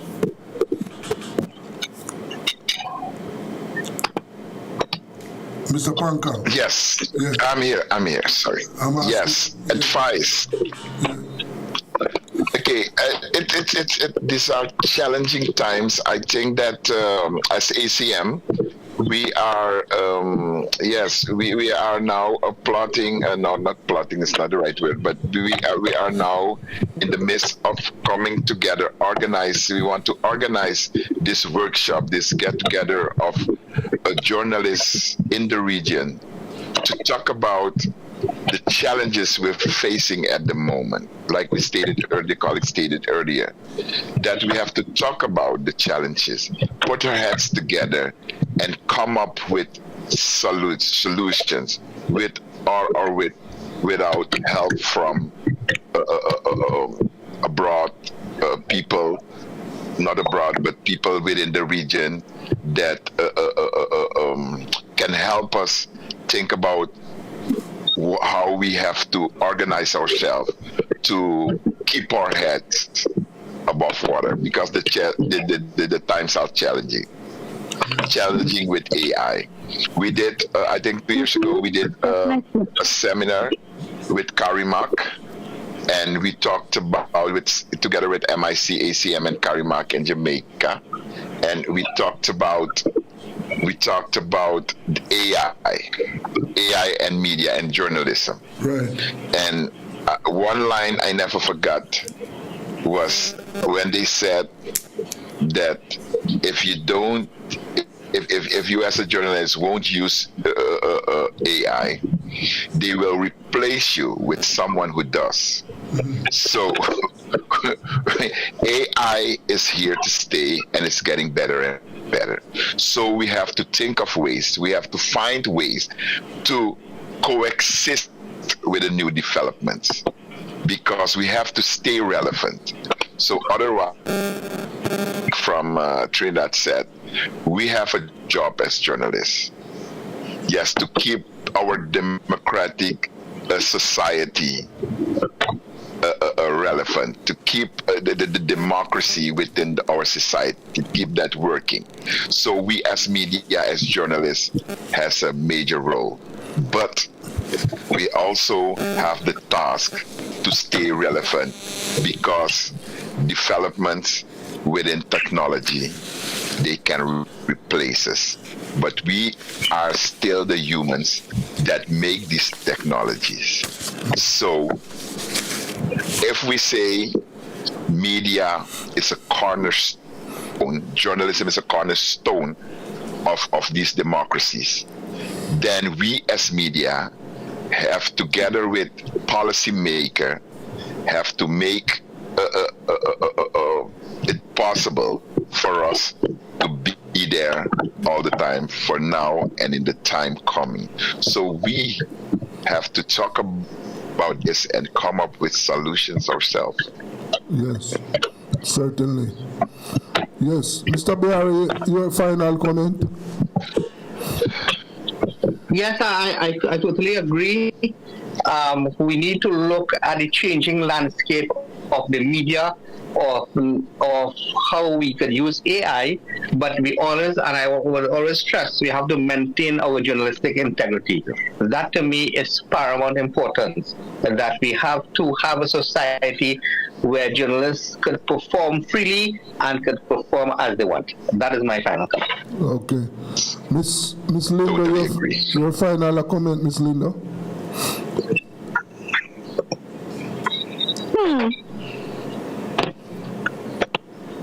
I would say that definitely we need to maintain our journalistic integrity. I think we need the support of all our colleagues, both in our respective countries and in the region as a whole, but also the public, to, because of AI now producing false news pages, as has been happening here in Trinidad and elsewhere, and misinformation from different sources, to know who are the journalists who are credible, and to determine that these are the people we're going to get news from. Okay. Yes. Mr. Panka, your final word? Mr. Yes. Yes. Okay. Yeah, I agree. We totally agree. We have to take action now. We have to take action because time is running out. Yes. Well, it is incumbent on us as journalists to take action. And one of the things that I would leave with you is that AI, one of the, I would like we journalists to try and use AI to enhance our profession. That is what we should do. So I want to thank you both. I want to thank you all for joining me for this discussion, and this is something that we have to continue to talk about because it is of exceptional importance. So thank you very much, Mr. Biari. Thank you very much, Ms. Linda. Thank you very much, Mr. Panka. And let us say to be continued. Yes. Thank you very much. Yes, that was, we had this discussion on the closure of newspapers in the region. We had Mr. Priya Bihari, who is the president of the Media Association in Trinidad and Tobago. Mr. Harvey Panka, president of the Caribbean Media Association, and journalist Paula Lindo. Well, as you can see that the situation is something that require some action. Yes, it requires us to think out of the blocks. Yes, this is so, because what is clear is that these changes are here. Changes that we are experiencing are here, and these are not something that they are not going away. No, not going away at all. So it is incumbent on us to really take action to address these issues.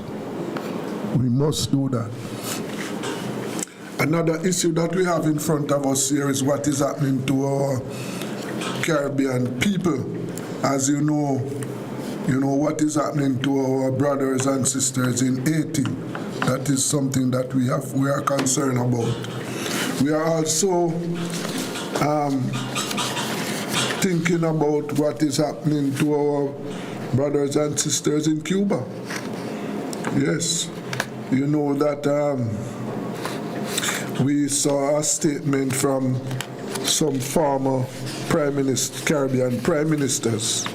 Yes, they have issued a statement, asking for the situation to be addressed. Yes, because this fuel blockade is having a catastrophic impact on the people of Cuba. Yeah, it is really taking a toll. Life has been disrupted, and we don't know where this is going to end. But one thing we can say, it is having a serious negative impact on the lives of the people. And I don't know how many of my listeners and viewers have seen this, where the Supreme Court, yes, the Supreme Court this morning or yesterday ruled against the president. The president has been announcing tariffs. He has been using tariffs as a weapon. Yes. Well, the U.S. Supreme Court made a ruling this today against it, and I don't know.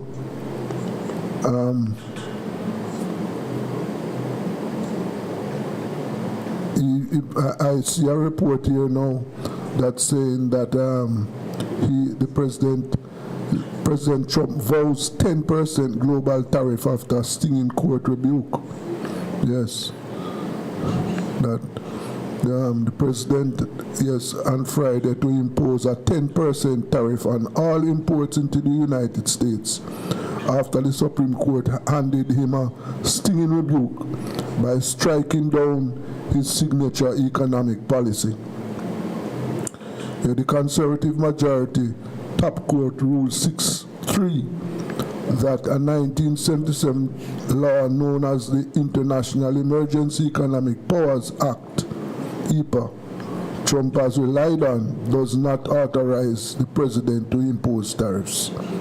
Yes. So that is something that we are watching to see. Well, the president, we saw that where the president has responded by announcing that is going to impose a 10% tariff on all imports into the United States after the Supreme Court handed him this stinging rebuke. So we are going to watch and see what is going to happen now. Because as you know, the president was using this as a political weapon to impose tariffs globally. Yes. So the court has ruled against him, so let us see what is going to happen. Well,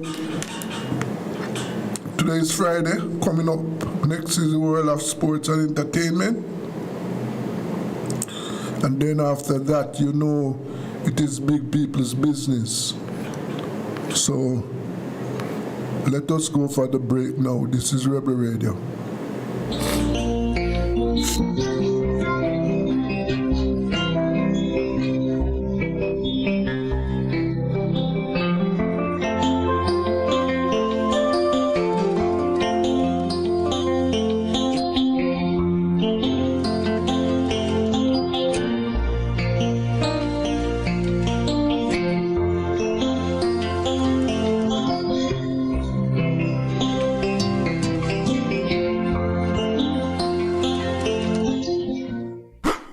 It's the Everybody Sale at New Budget Supplies. Do-it-yourself professionals and contractors. This is the sale for you. Lumber, steel, dress and form ply, water tanks, pumps, PVC pipes and fittings, toilets, bathtubs, vanities and basins, windows, paint, doors, floor and wall tiles, thin sets and grout. Up to 20% off selected items. 195 Hagleyburg Road. Telephone 923-4560. New Budget Supplies. Always the best prices.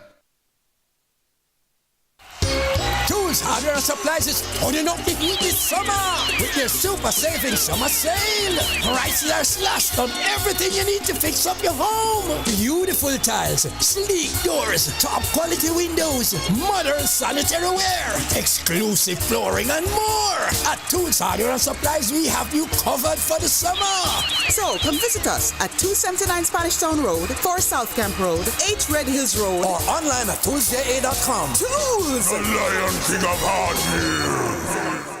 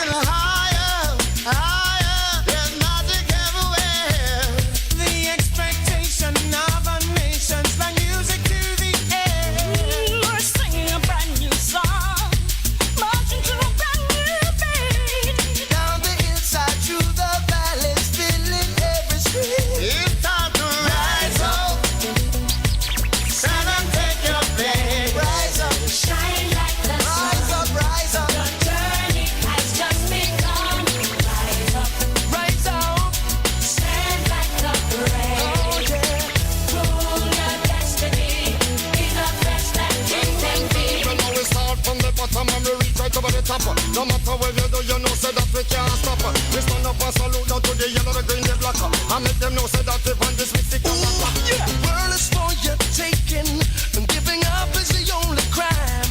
Now written on the pages of history, this is your moment, this is your time. Yeah. Now we know it's not an easy road.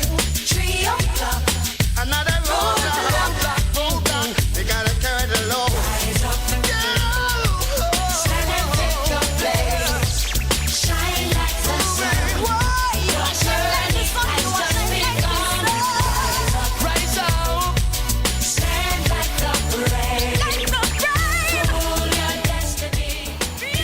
Welcome to another edition in the world of sports and entertainment. It's another Friday, the penultimate Friday in the month of February. Time is running.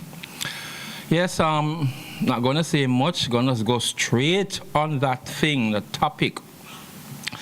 Read the the jerseys, the kit for the Jamaica football team's outfit. Yes, that is what's in the news now of the design. Yeah, with our Jamaican color, including red in it, as a symbol of Rastafarianism, yeah, coming from, of course, the Marley clan.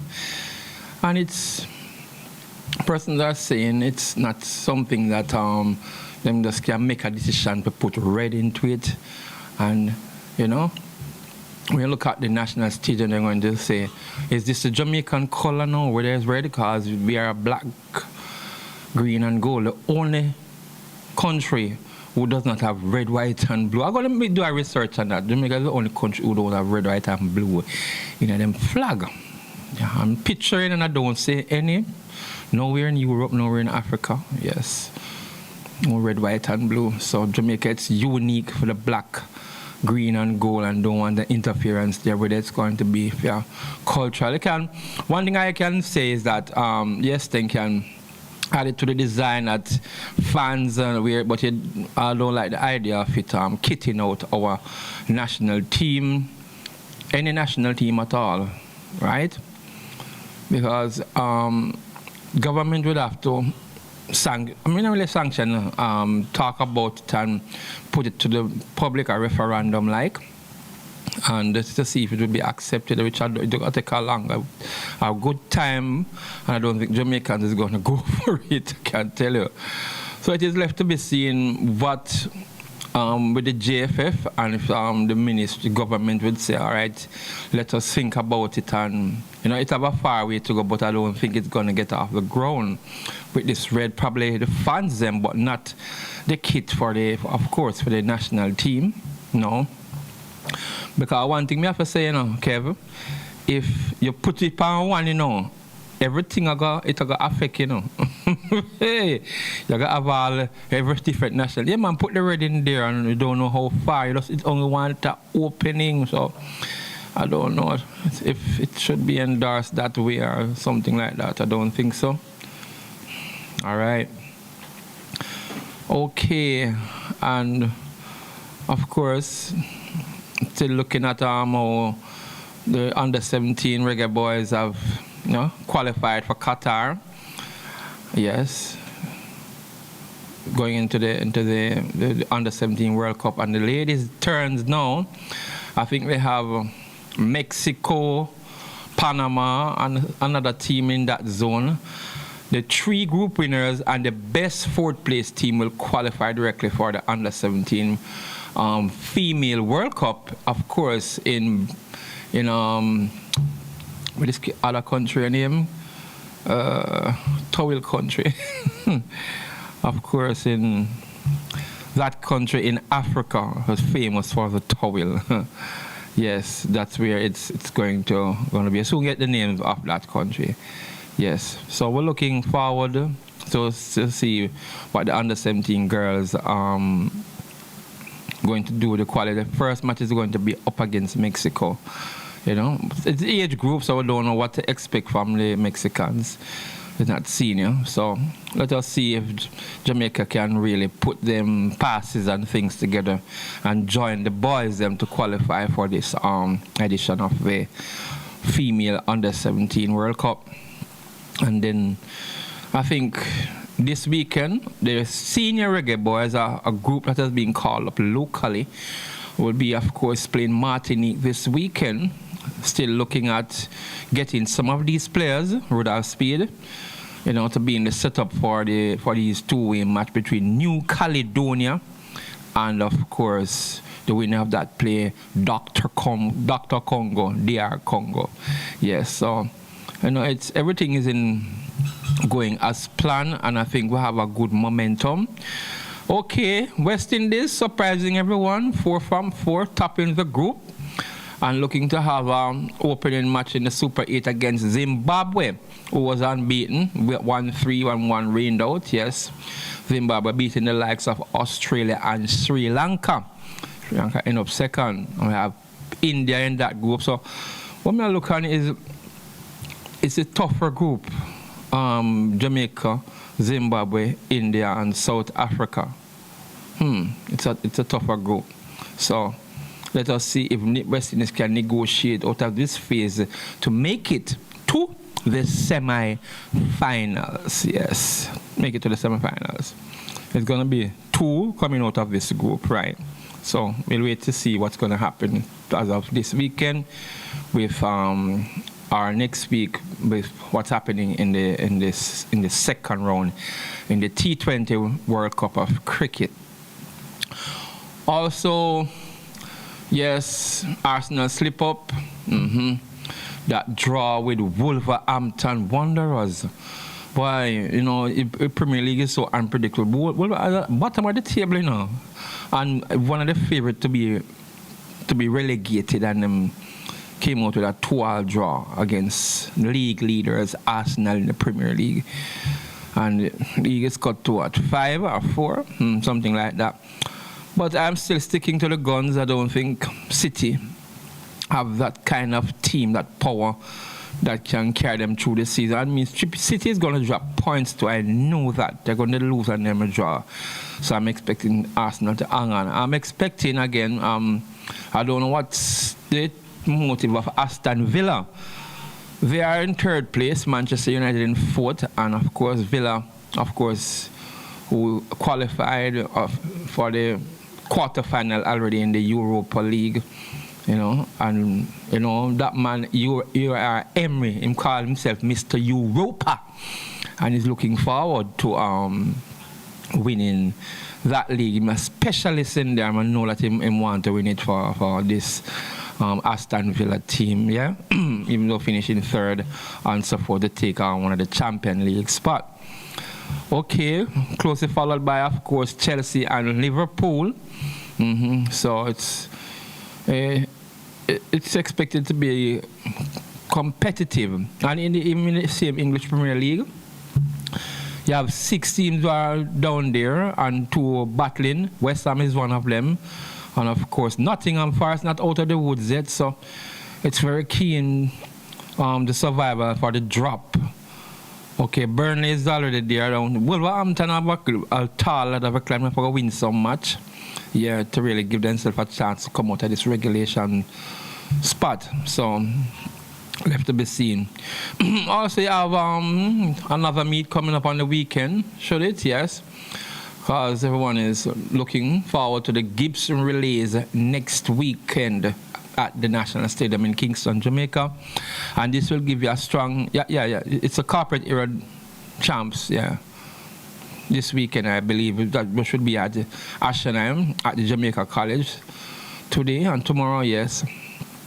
With KC, JC, you're going to get a strong indication of what champs will be look like next month. This meet, and of course, Gibson Relay next weekend at the National Stadium. Okay, it's continue to lead in the Jamaica Premier League, and you know, teams that have qualified, like Arnett Garden, who is out of the top 6 at this moment. I don't know what is going to happen with these teams, and all of these teams that are jostling for the spots 1 to 6 to make the playoffs. So it's on in earnest, looking at the final round before the top 6. So there's a lot of challenges just so we left to be seen in the Jamaica Premier League. Okay, a little later we'll be looking at the fixtures for the the Jamaica Premier, the English Premier League, and also I want to go and look at the fixtures for the Jamaica Domino Federation this weekend. The 8th or 9th round of matches that is supposed to be taking place in Portmore and St. Catherine. So I'm going to give you those fixtures during this or the second segment. So lots more. Basketball is still there. Surprising. New York Knicks lost last night to, of course, the ever-improving Detroit Pistons. And other teams have expectedly won, but it's a surprise that Knicks have lost at the Madison Square Garden. Okay, we're going to just give you this one, of course, from Buju Banton. one of the festival song with I Am a Jamaican. Yes. Yeah, yard man. Yeah, yard man, don't respect. I man to I respect and love man to all Jamaican, no matter where in the world. One eye, like I own you. No matter where in this world I go, I am a Jamaican. No birth papers I have to show, cause I am a Jamaican. No matter where in this world I go, I am a Jamaican. No birth papers I have to show, cause I am a Jamaican. I have Jamaican walk, them here Jamaican talk, cause I am a Jamaican. Them here Jamaican chat, them say Jamaican bop, cause I am a Jamaican. Now everywhere in this world I go, I am a Jamaican. I know ID I will have to show, cause I am a Jamaican. Them say, Lord, what a boy can run, that is a Jamaican. When them see the Rasta man from Jamdong, that is a Jamaican. Dressmaker, baker, tailor, shoemaker, market, woman in a donkey cart. Rivers and streams, fountains and mountains, in a Jamaica we have it all. Now anywhere in the world I go, I am a Jamaican. No birth papers I have to show, cause I am a Jamaican. When you hear that music I play out the door, it must be Jamaican. When you smell the food I cook when the breeze blow, got to be Jamaican. Hey, beautiful smile, God-fearing people, known across the world, yet you're so simple. Yeah, and it's not your fault that you're so loving and kind. Urge on down, sweet Jamaica, Jamaica's desire does mine. No matter anywhere I go, I am a Jamaican. No ID I man need to show, cause I am a Jamaican. Oh, them people they laugh so much, got to be Jamaican. They have overcome struggles and been through so much, got to be Jamaican. You're not all, you're not tough, you got to be Jamaican. Resilient and brave, industrious, yes we are Jamaican. No matter anywhere in this world I go, I am a Jamaican. No ID I man have to show, I am a Jamaican. Them say, Lord, what a boy can run, must be a Jamaican. When they made the reggae music from Jamdong, got to be Jamaican. Dressmaker, baker, tailor, shoemaker, market, woman in a donkey cart. Rivers and streams, fountains and mountains, Jamaica nice. Oh, quality there. Put your bantan there. With that 2017 popular song contest, I Am a Jamaican. Bojo Bantan, yeah. There was like Freddie McGregor and some other artists that was in that as well. Yeah, so that was a good one, of course, from Bojo Bantan. That is a Jamaican. Okay, yes, we just want to acknowledge the artists that are going to be on the show at Rico Bantan, including Vania Colors and many more. Boom Dawn. All of those events that's coming up. The Rico Bantan event that's coming up. Okay. We're supposed to talk to VC about it, but not getting through to her yet. We're looking forward to that event with Rico Bantan. Okay. Looking forward to it.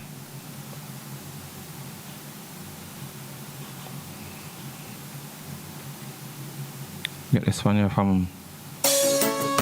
Every community have them. As you start make money, them want to be your friend. But as you run out of money... Let me see if I can get this quality kind of poor. A scratch. But knuckles to find them. Money friends, first mother flopping nigga them. Money friends, how could I ever trust them? Money friends, me no want to in and not no way them, so me give them the note of 10. He sell out again. Money friends, first mother flopping nigga them. Money friends, how could I ever trust them? Money friends, me no want to in and not no way them, so me give them the note of 10. He sell out again. When nothing nah go on, me no see where them. Yes, this one from Iowa. Me no see where them turn. Me baby mother, she never stop give me but all me parent me no see where him run. Me pick me them a jeer me a tell me say me done. Me no come out again because me afraid of them tongue. Yo, just coulda kill me every day me lie down. So me turn to Jaja and me life turn. Money friends, first mother flopping nigga them. Money friends, how could I ever trust them? Money friends, me no want to in and not no way them. So me give them the note of 10. They sell out again. Money friends, first mother flopping nigga them. Money friends, how could I ever trust them? Money friends, me no want to in and not no way them. So me give them the note of 10. They sell out again. Just money or things is like friends no exist. Them nah hang around for share the hardship. As the money run out, them take the exit. With a bag of sweet talk and one bag of chip. But with a chapter idea was well equipped. Pray to Jah and the answer come quick. See me there, you know what me a flash sweet lyrics. This one a pick and it because it's a no gimmick. Money friends, first mother flopping nigga them. Money friends, how could I ever trust them? Money friends, me no want to in and not no way them. So me give them the note of 10. They sell out again. Money friends, first mother flopping nigga them. Money friends, how could I ever trust them? Money friends, me no want to in and not no way them. So me give them the note of 10. They sell out again. Now me life it a shine bright just like the sun. Money a run like River Jordan come down.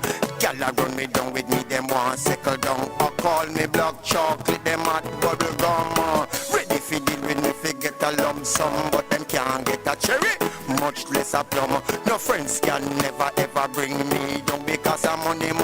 Me know them a run down. Money friends, Bruce mother floppy nigga them. Money friends, how could I ever trust them? Money friends, me no want to in and not no way them, so me give them 10 out of 10. This sell out again. Money friends, Bruce mother floppy nigga them. Money friends, how could I ever trust them? Money friends.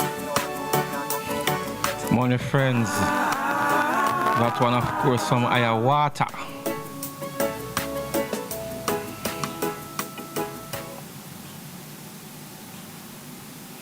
You know, scratch thing. All right.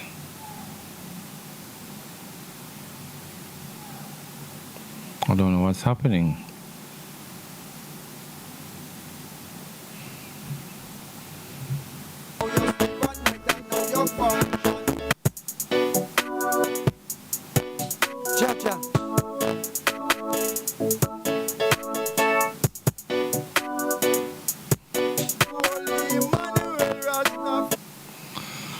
All right, something is wrong. Okay.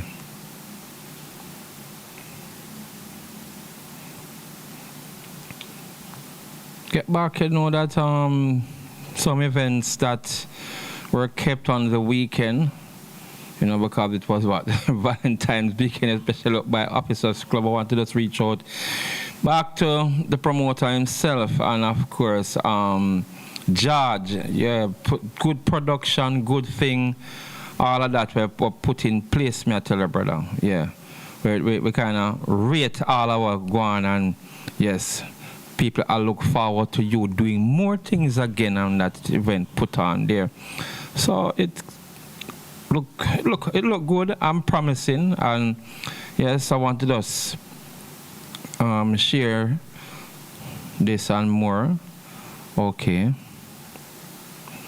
Yeah, man, and we enjoy everything that had taken place. I just wanted to just reach out back to you and say, well, anytime the planning is there, again, I invite World of Sports and Entertainment. Just going to just get some the excerpts from it and see if I can have it here in the program. But it's kind of very noisy. I don't know yet, but I'm going to try and see if I can get it out. I'm going to play this one, of course, on Light Fagan. All right.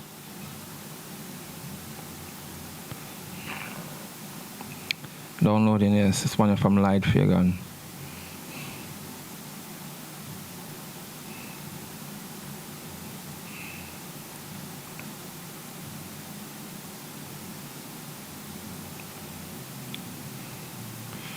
Watch this one, you want the event them really check live right in a town and everything. I don't know.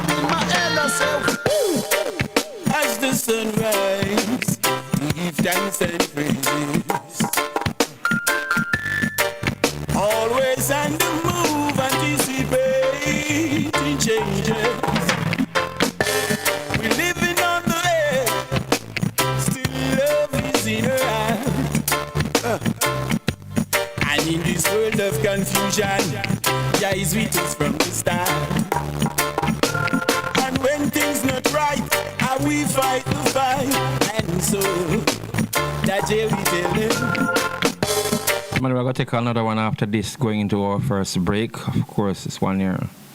Living on the edge. Living on the edge. Exactly where I spread my bed. God is sleep, he wake me up this morning and put the combination of heaven in my head. Living on the edge. Exactly where I spread my bed. God is sleep, he wake me up this morning and put the combination of heaven up in my head. I say, yeah, man, Light Fagan. Special kind of reason can roll like this. Roll like that. Just like the tree that planted by the rivers of water, beareth fruit throughout its season. Break free, free to be the person I wanna be. Look into the windows of life, still less love is all I see. Never, never, never will we give up the fight. Hey, as long as Jah is with me, everything will be alright. Be alright. Living on the edge. Exactly where I spread my bed. God is sleep, he Wake me up. Living on the edge. Exactly where I spread my bed. God in sleep, he wake me up this morning and put the combination of heaven key up in my head. I say, living on the edge. We never stop living. And so we keep on moving on. Living on the edge. We're living on the edge. The man that one living on the edge by Dung himself. Okay, this one from Dung is gonna take us up to the break. This one from Dung, the Jamaican living in Philippines.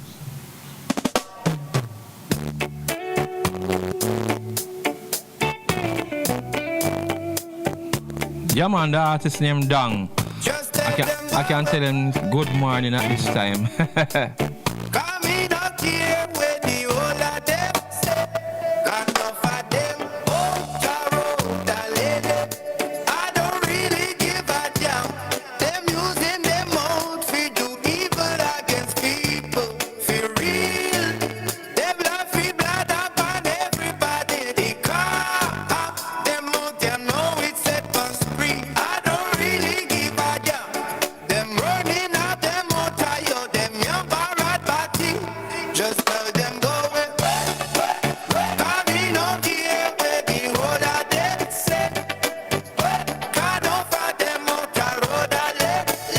I don't really give a damn. Them using them off to do evil against people. They real. Them love for blood upon everybody. Because them out you know it's set on spree. I don't really give a damn.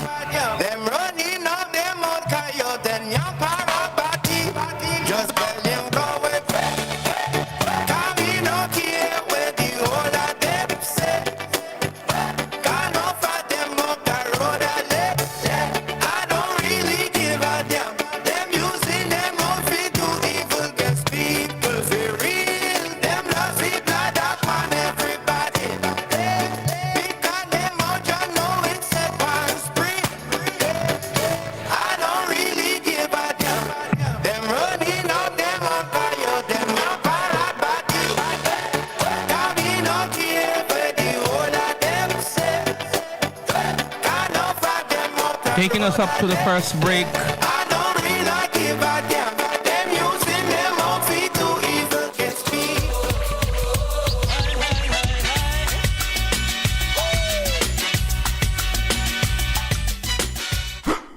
It's the Everybody Sale at New Budget Supplies. Do-it-yourself professionals and contractors. This is the sale for you. Lumber, steel, dress and form ply, water tanks, pumps, PVC pipes and fittings, toilets, bathtubs, vanities and basins, windows, paint, doors, floor and wall tiles, thin sets and grout. Up to 20% off selected items. 195 Hagleyburg Road. Telephone 923-4560. New Budget Supplies. Always the best prices.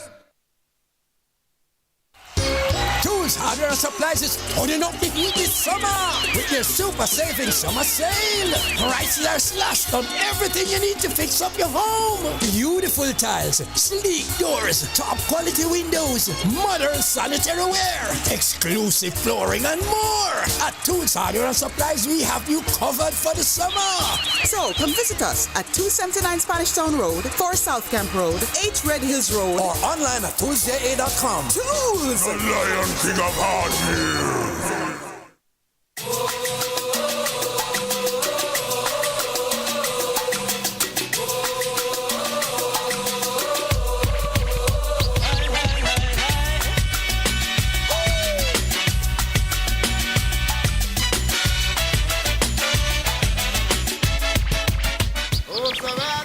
Okay, welcome back to the second segment. Yeah, man.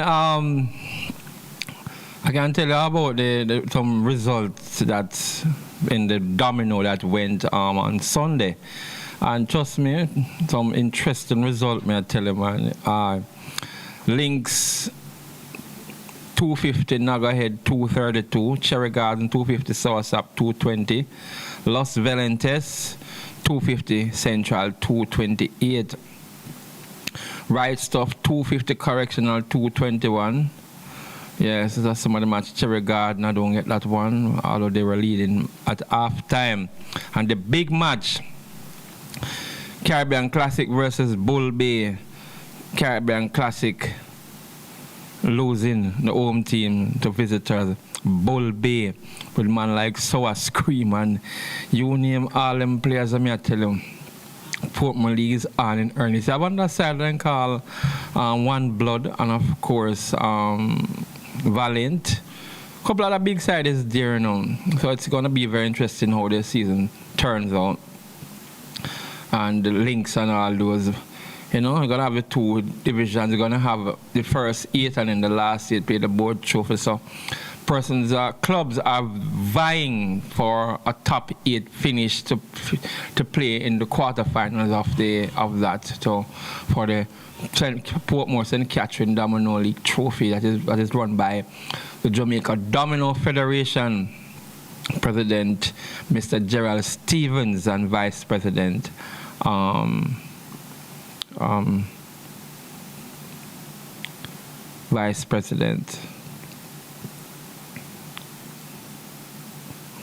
okay, I don't get the name right there, but yes, they are the one who is in charge of the Portmore League Domino. So we're looking for another round of fixtures. We're going to give you that in the last segment of these teams that are playing. It's supposed to be the 9th round. I'm going to give you the fixtures after. Okay, let us take a look at the fixtures for the English Premier League that's coming up this weekend after cup matches last week. Okay, and you know, it's a tight race. Arsenal is still on top there and looking to maintain that lead, but I still hold that I'm going to hold on because I don't think this team, Manchester City, maybe Aston Villa is more threatening, but Manchester City don't have that toughness about them this time to really run down Arsenal to get the better of them, or look at that other side to do so. Let me see the fixtures for this weekend. Okay, it's gonna be 10 o'clock matches. Aston Villa will be hosting Leeds. Brentford will be hosting Brighton and Hove Albion. Chelsea will be hosting Burnley. Yes. West Ham should be hosting AFC Bournemouth. And Manchester City will be playing Newcastle at 3 o'clock, and West Ham United versus Bournemouth at 12:30. That is Saturday 22nd. Saturday 21st, Sunday the 22nd now.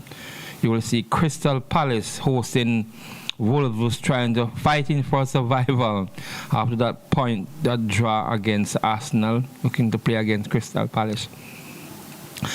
That one is these matches are at 9 o'clock. Nottingham Forest will be hosting Liverpool, who is trying to get themselves out of the relegation zone. It's be interesting because Liverpool don't want to lose ground. Still seeking that European spot, so it's going to be an interesting match between these two. One is trying to avoid the fall, one is trying to improve. Sunderland will be playing Fulham also at 9 o'clock, and then now at 11:30 Tottenham Hotspur will be hosting Arsenal, which I think they should get the better of Tottenham. Right? Okay. Monday, the lone match will be Everton hosting Manchester United. Resurgent Manchester United. So it's going to be interesting after that result in the first round, what Manchester United will be doing, hoping to get all 3 points to maintain their top 4 position. So let's wait to see how that fixtures end. Okay, we're going to take a look at the point standing as we see it in the top 4 and in the top 10. Arsenal, they're on 58 points from 27 matches. Manchester City, 53, 5 points behind. Aston Villa, 50. Aston Villa, 50 from 26, right? Manchester United, 45 in 4th. Chelsea on 44, Liverpool on 42. So those are the top 6. Brentford 7th and 40 points. Everton is trying to hunt a European spot on 37 points. Bournemouth on 37. Newcastle on 36. Round off the top 10. Now, down here at the relegation, things are interesting. And Tottenham is not -1. Tottenham is right on the brink there in 16th position and 29 points. Nottingham Forest is on 27 and West Ham is on 24. Now, Burnley 18 and Wolves 10 are two that are certain to go down, I can tell you that. But right there with West Ham, Nottingham Forest, and oh my God, look at Tottenham tottering right there on 29 points, not far away.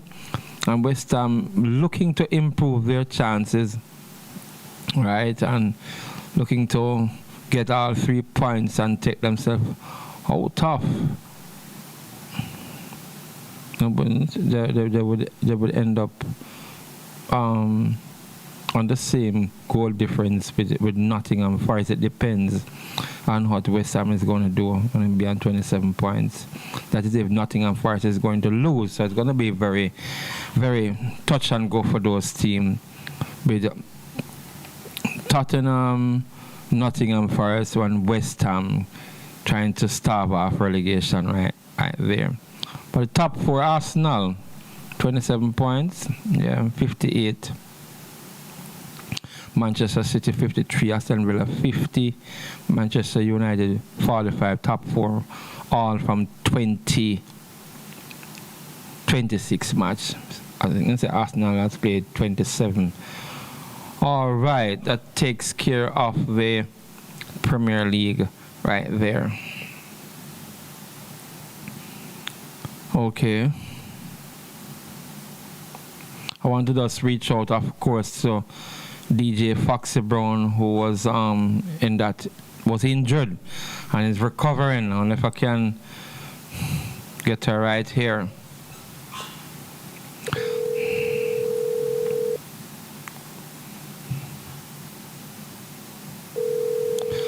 All right.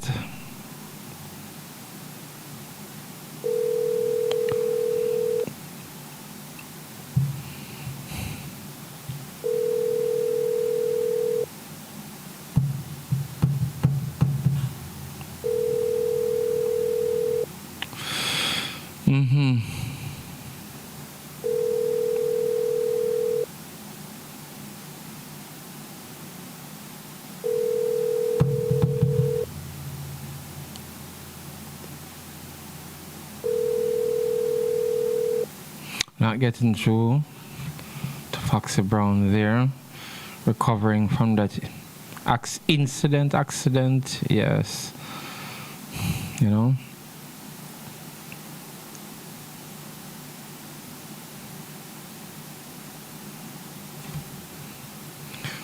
All right.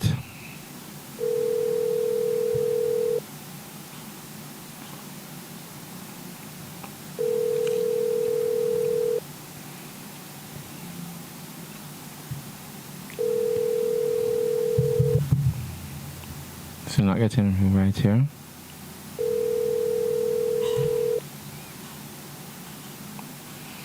Okay, now let's get back to some music immediately. Okay.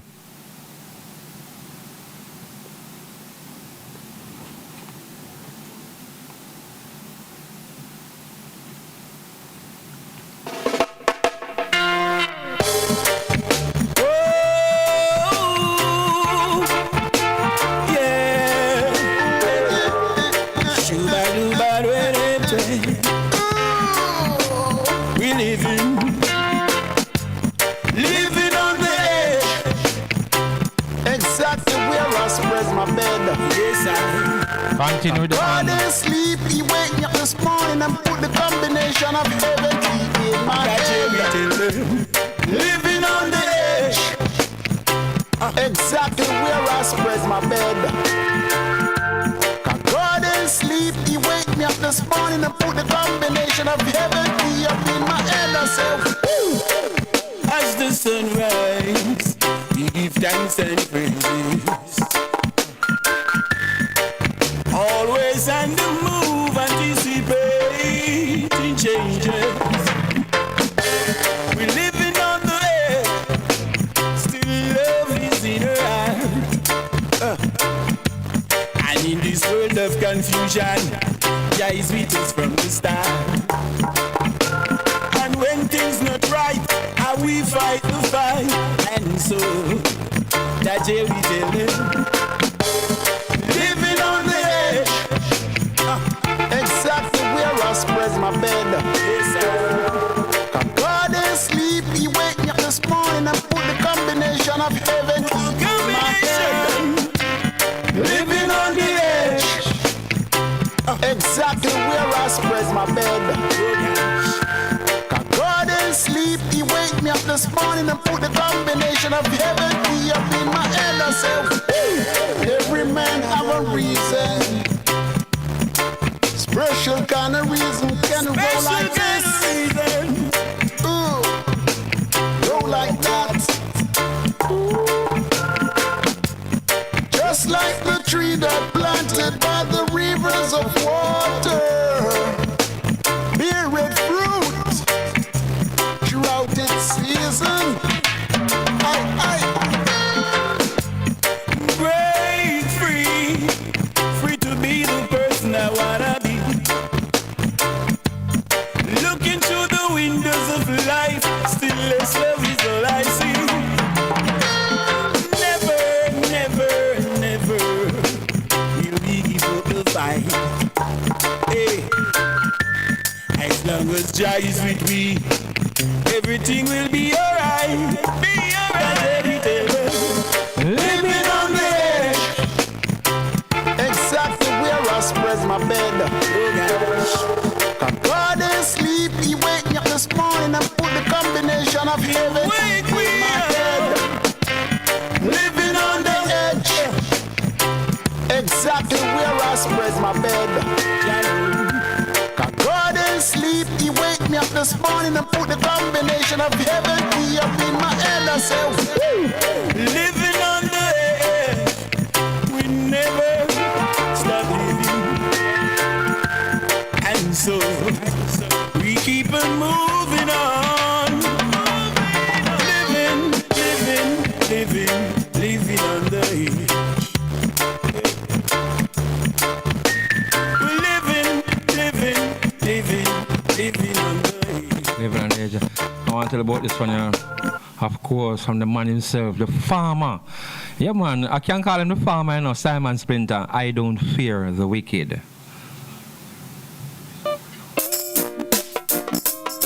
Someone go raise the reggae banner. Give man go beat reggae Hannah. Burn it, burn it, burn it.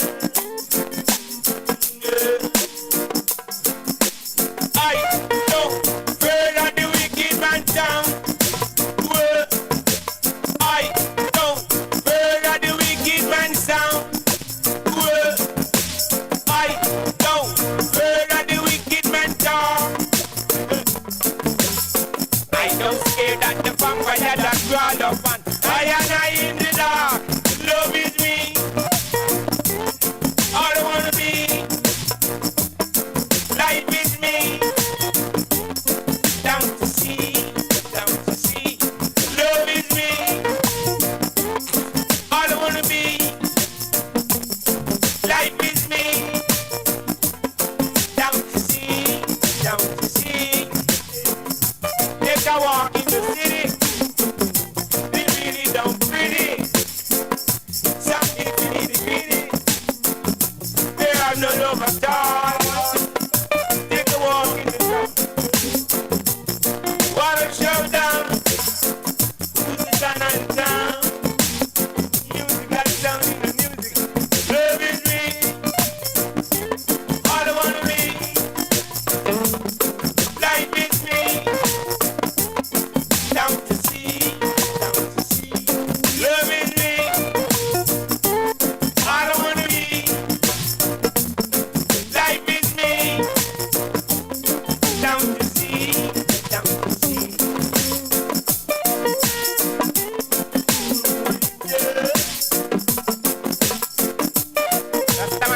rise reggae banner. Demon to treat wicked manner. I don't murder the wicked man down. I don't murder the wicked man sound. I don't murder the wicked man down. Alright, don't murder the vampire that's grown up. I need the love. Love is me. All I wanna be. Life is me. Down to see. Down to see. Love is me. All I wanna be. Life is me. Down to see. Down to see. Life is me. All I wanna be. Rastaman to rise reggae banner. Bingy man to treat reggae hana. Burn, burn it, burn it, burn it, burn it. Love is me. All I wanna be. Life is me. Down to see, down to see. Love is me. All I wanna be. Life is me. Down to see, down to see. I don't murder the wicked man down. I don't murder the wicked man down. I don't murder the wicked man down. Yeah, man, that one good one there from Simon Splinter. Simon Splinter. Be good, hear what I say. All right, Simon Splinter. One more, this one you're coming up. Keep away from trouble.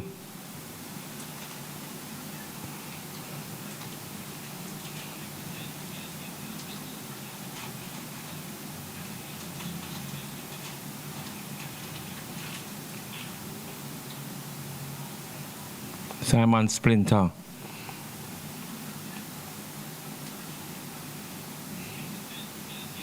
All right, let us go to this one here from the artist what they call Hadon.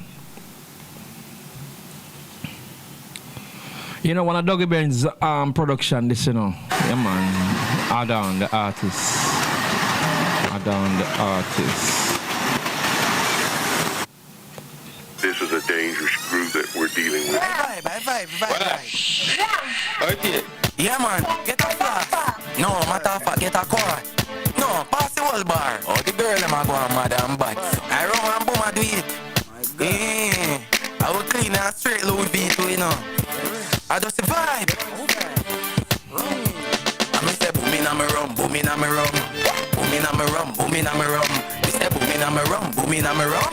Yellow wine pan cocky off stop the cup. I me say boom in a me rum, boom in a me rum. Boom in a me rum, boom in a me rum. Me say boom in a me rum, boom in a me rum. Oh, Hadon, that one the explicit. I just see me dog know me na wife up. Car butter years girl me na wife up. If you no girl is a better wise up. And the brand me a rock and up hold up. Bartender tell him. All right, I get that one there. Hadon. Yes.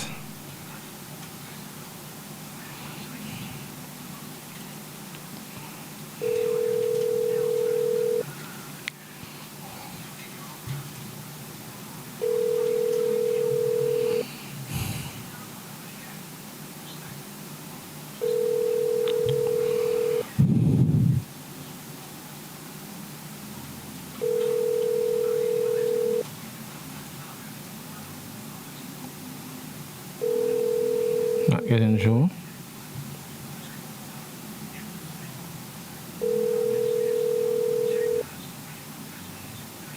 I hope him call. Yes. Hope him call. Get the clean version one from him. Definitely. It's a good song, but I don't want that version of it. Nope.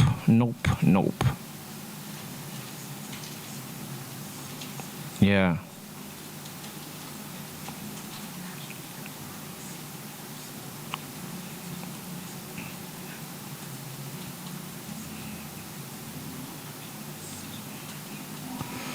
Yes, a lot of music on the Chilican production. All right. You have one morning call from Natty Paul under 1 year. You know, baby, I really care. I think about you every time, wanting you to stay in my life. You're so immaculate. I really need you. I love you more than ever. You die! Don't you ever say that you don't wanna be with me. Hey, don't you ever be in any hurry to leave, baby, please.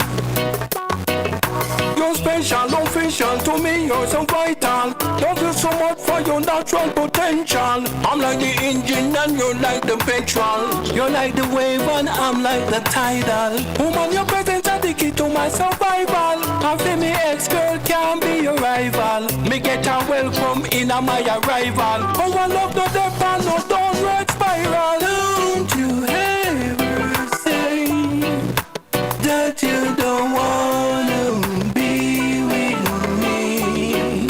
Hey, don't you ever be in any hurry to leave, baby, please. We make the world know.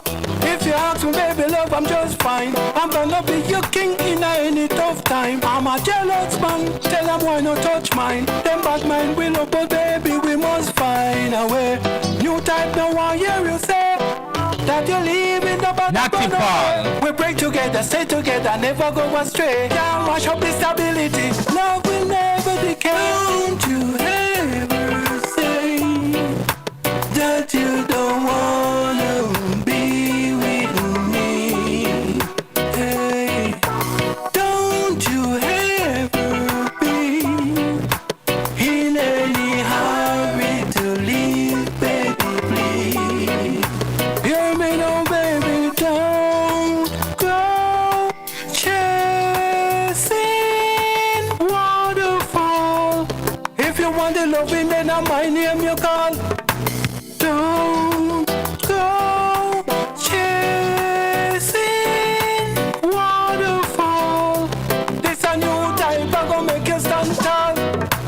Don't you ever say that you don't wanna be with me. Hey, don't you ever be in any hurry to leave, baby, please. You're special, official to me, you're so vital. Love you so much for your natural potential. I'm like the engine and you're like the petrol. You're like the wave and I'm like the tidal. Woman, your presence are the key to my survival. I feel me ex-girl can be your rival. Me get a welcome in my arrival. Oh, I love no depth and no downward spiral. Don't you ever say that you don't wanna be with me. Hey, don't you ever be in any hurry to leave, baby, please. You're so immaculate. Don't you ever say I really need you. That you don't wanna be with me. I love you more than ever. Hey, don't you Come on, Natty Paul right there, and don't ever say. And another one, of course, from the Chilican production, You Belong to Me, Turbulence. This one will take us up to the second break.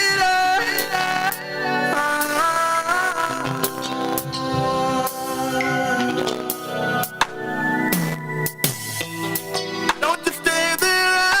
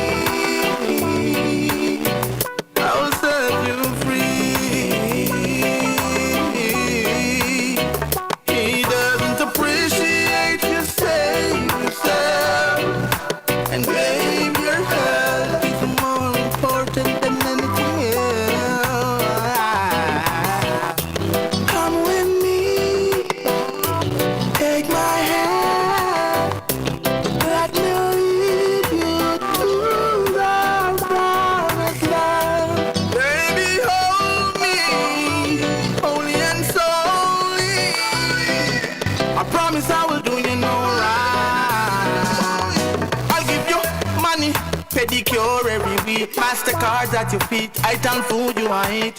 Bon appetit. I'm the respect and love of the strong, it can't weak. If we ever disagree, I'm sure we can talk it out. I wanna be all you ever talk about. You belong to me. You're my destiny. He doesn't appreciate you stay.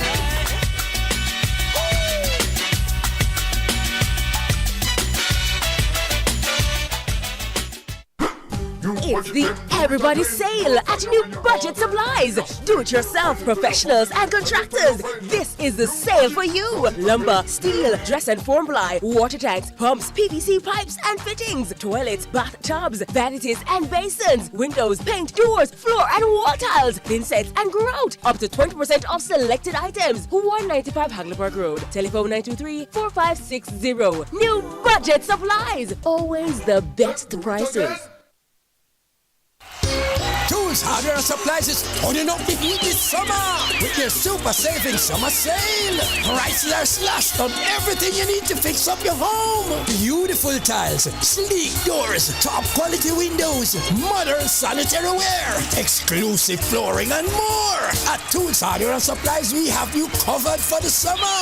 So come visit us at 279 Spanish Town Road, 4 South Camp Road, 8 Red Hills Road, or online at toolsja.com. Tools! The Lion King of Hardware.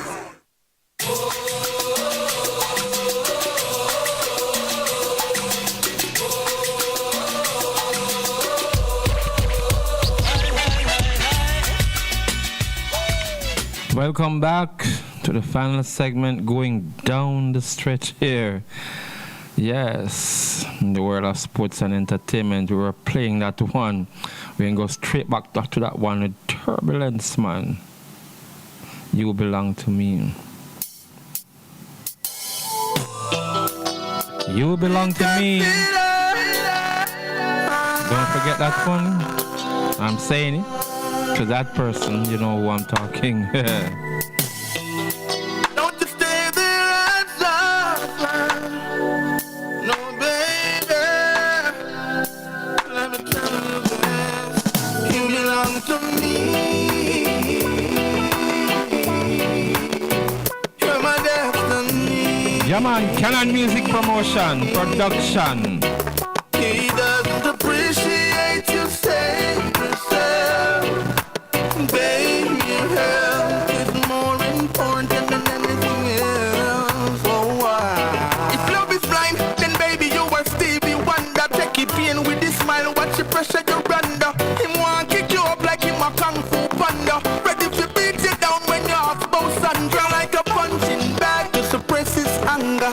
Let me help you and make you stronger. I know you can bear it much longer. Baby, here's my shoulder. You belong to me.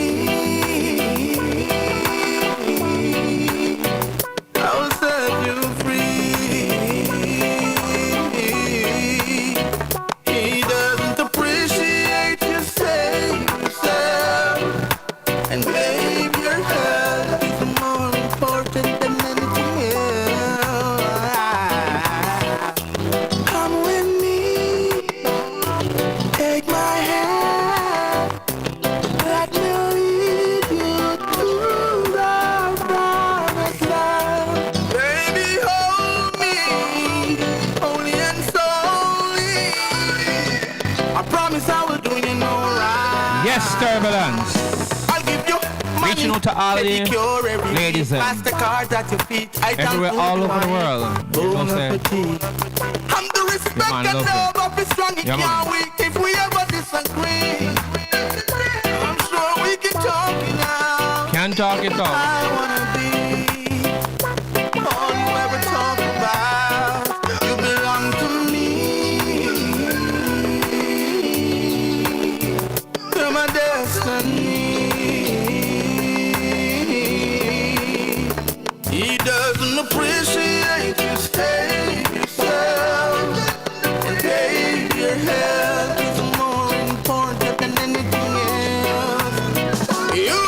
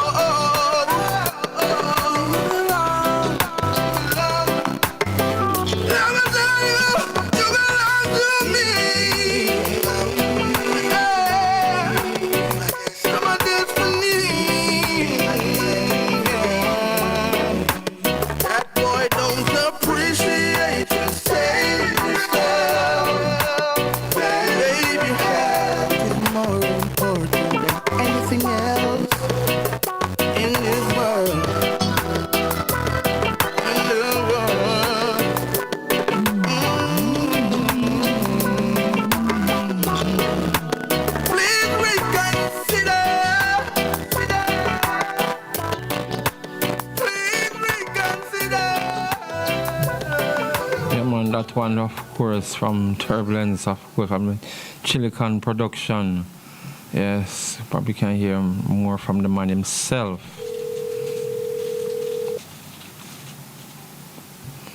All right.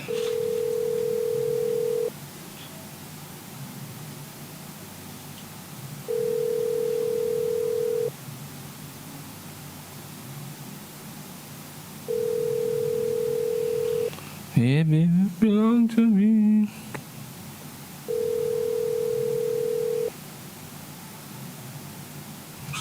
All right. That one is busy. All right, going to another one, of course, out of the David Luther King. I don't know. Respect and all that. All right, here he is now. Greetings and salutation, the man then called Chilicon. What's up, brother?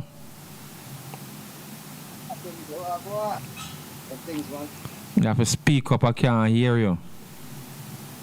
Oh, you not hear me?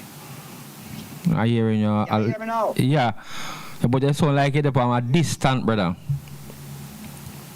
Okay, first time. That's something like Yeah, me just beat. I wonder, you know, from you belong to me from you know, Turbulence. I wonder really, you know, the ladies them like it, you know. Me I tell you now, Chilicon just don't play it, you know. Yeah, but like. I know your production, you know. So what go on differently?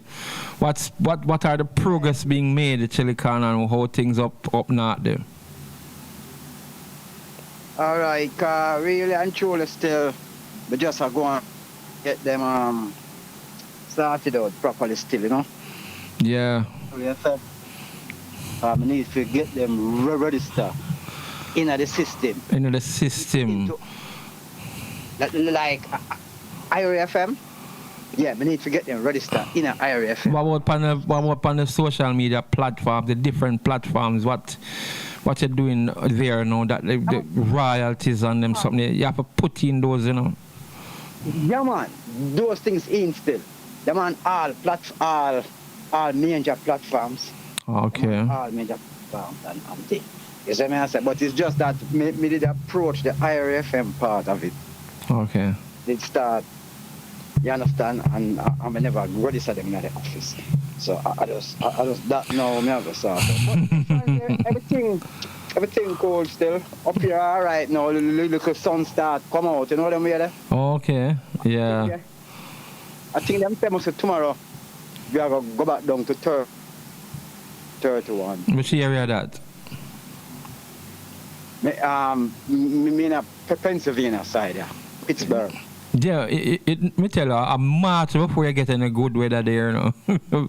March going up. Right. Yeah. Not February, me can tell you. Okay. I see Pittsburgh. Yeah. With the production is still, you know, and yeah. Go ahead. Hold on there. You never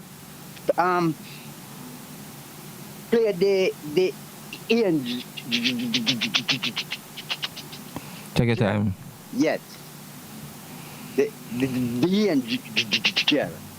Did you have it, right? Yeah, Mama. I do all of them one time. No, I just pinch off this. I go through all of them. And one I will not a Paul. Yeah, I do that one day. Yes. Yeah, bro. I love that man. Your main man. Right. Okay. So I just say I work on it, and if there's any assistant that World of Sports and Entertainment, you let me know, Chilicon. You have to keep me in the loop with these things. Yes. I have an artist, you know. Yes. I have an artist named Ayawat. I mean, know he must some tune. I don't know what is there anything you can do for him? Ayawata. Yeah, man, because I have seen from Facebook and I have some good stuff. Like. Yes, I'm going to send you. We're going to link up and see what can be done because I want to put out him thing and him need that. So I'm going to make sure tell him the link. All right. Let me tell you. Mm-hmm. Let me tell you. You see with him now, yeah. what we can do for him, you know, like, in time with the next project, we can bring him on. I have some real good songs, not like. Of course. I always comment on them. Yeah. Okay. Mm-hmm. How soon is that? Well, I'm not sure yet. I don't want to give okay. practice. Yeah. But I know soon still. So I said, let's wait until the winter over. Yeah. Totally. Yeah, then we get active again, you see. I will let him know and then we can link together. Yeah, right. Yes.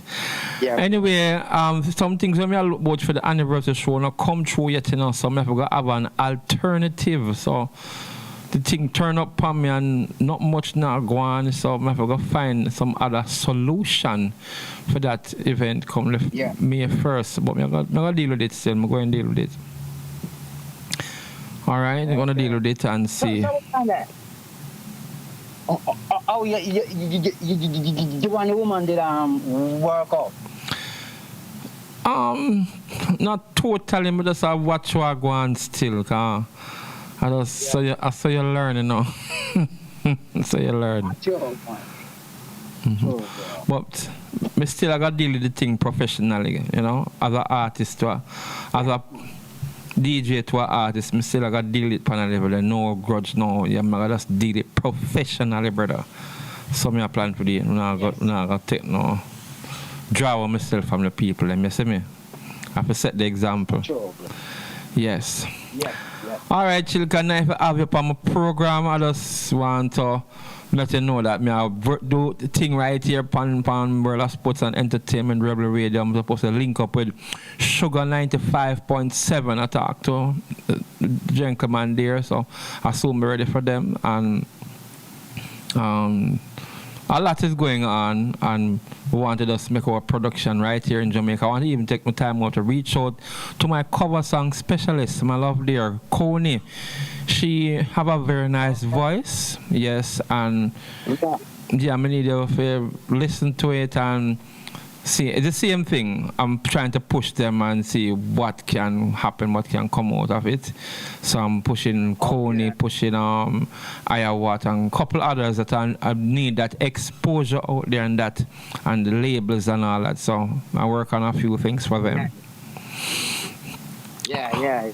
All right. Yeah. So we'll be in touch and let you know what is happening where the anniversary show and the baseline Mondays is concerned. I will keep you in the loop on that and continue to play them good songs you said come give me. Yeah, man. Most gratitude, brother. Of course, Chili Khan. But when last you talk to my brother? I think the last week, you know. Oh. Last week. Yeah, man. Man, Colin. Yes. All right, him there on the boat, so make him know so we are doing things. See me? So. Yeah, right. We'll be in touch. Yes, thank you for making it on my program. Okay. Right. Nice. I appreciate it. Big up yourselves. All right, that's Chilicon. And they're out of Pittsburgh, USA. Pittsburgh, yes, I think so. All right, I'm just do this one here back again. My name David Luther King. Yes.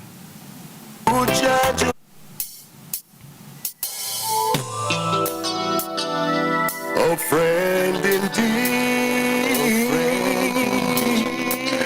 Judge, you are always there for me.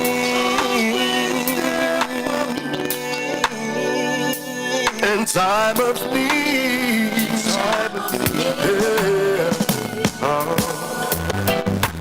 When one door closes, many more doors open. I want to take time out, of course. I never remember a happy belated birthday to the man, of course, Perry Clark. Trust me, I never remember I'm going to see if we can give him a show right after this. Perry Clark, continue to do your thing for the Sound Blast production. Yes. Who judge you first, yes, and not your token. You cannot stop, yes. Who have chosen, and just like a star, you keep growing and growing. It's sticky but the battlefield. I've got to keep it real. Man, this one coming from David Luther King. Judge, you are my comfort, you give me strength in time of need.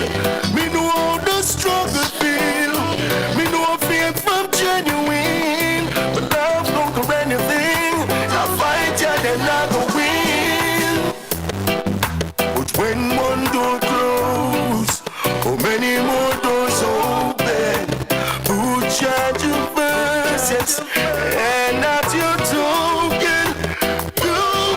Stop, yeah, which I have chosen, just like a star, you keep growing and growing. We're living in a Babylon's time, mankind a move so unkind. In your name, you turn away blind and lead blind. If you don't know where you are, do you walk on a landmine? Work out this sweat for what's mine. I mean, off the rise, look if you must know it like no pine. Me temple clean and me soul it refine. Yes, I saw me thing in design. When one door close, many more doors open. Who judge you first, yes, and not your token. You cannot stop this. Who have chosen, and just like a star, you keep growing and growing.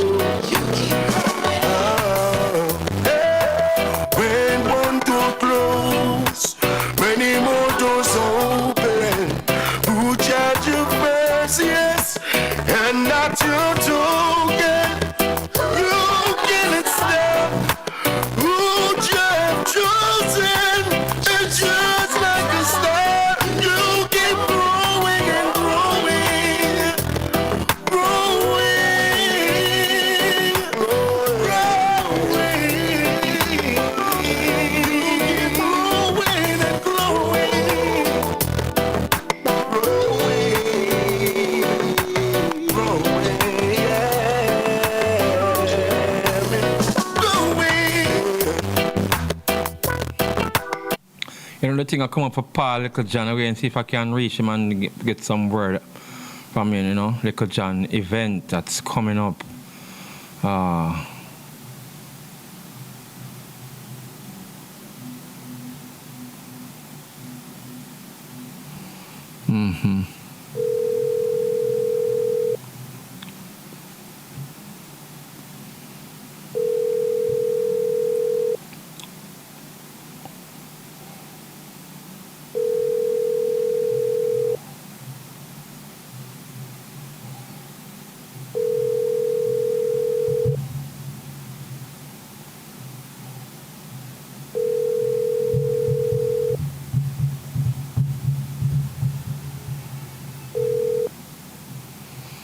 Yeah. Blessings, Little John. Welcome to my program. Yeah. What go on there? Yeah, that thing there, you know. Yeah, that thing, that event that me I come call you about right now, that is coming up. Okay. That's about the event. Yes. I have to give it a shout out, you know. On the world of sports and entertainment, Rebel Radio. Oh, come on. I have to give it a shout out, bitch. Yeah, cause right now, a party I got shot, man. All right. But let me ask you. I depend on the people them tongue right now, you know. The party at the 21st. Little John birthday bash. Yes, the area, Sydenham. I want you to tell us, Sydenham, right? That where they can come from to reach right there, Spanish Town. All right, here where you can come from, Protester now. All right.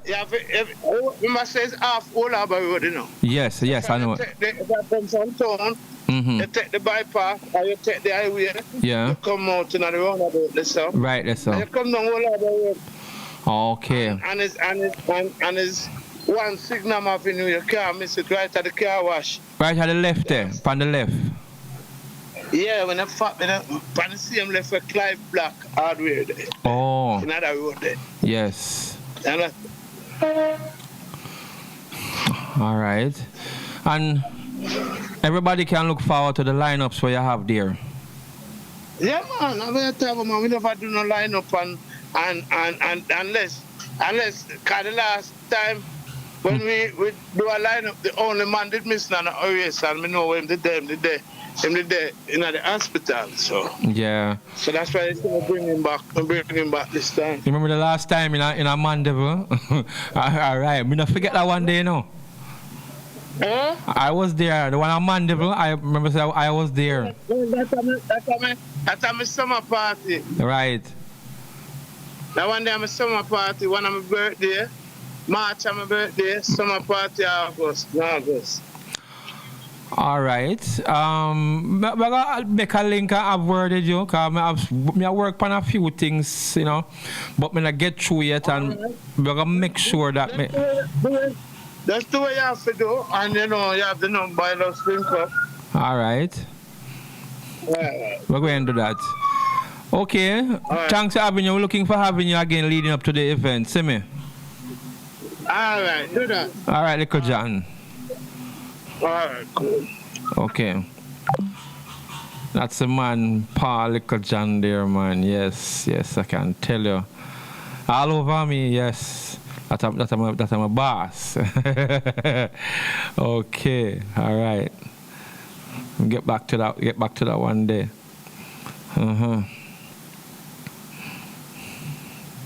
Okay.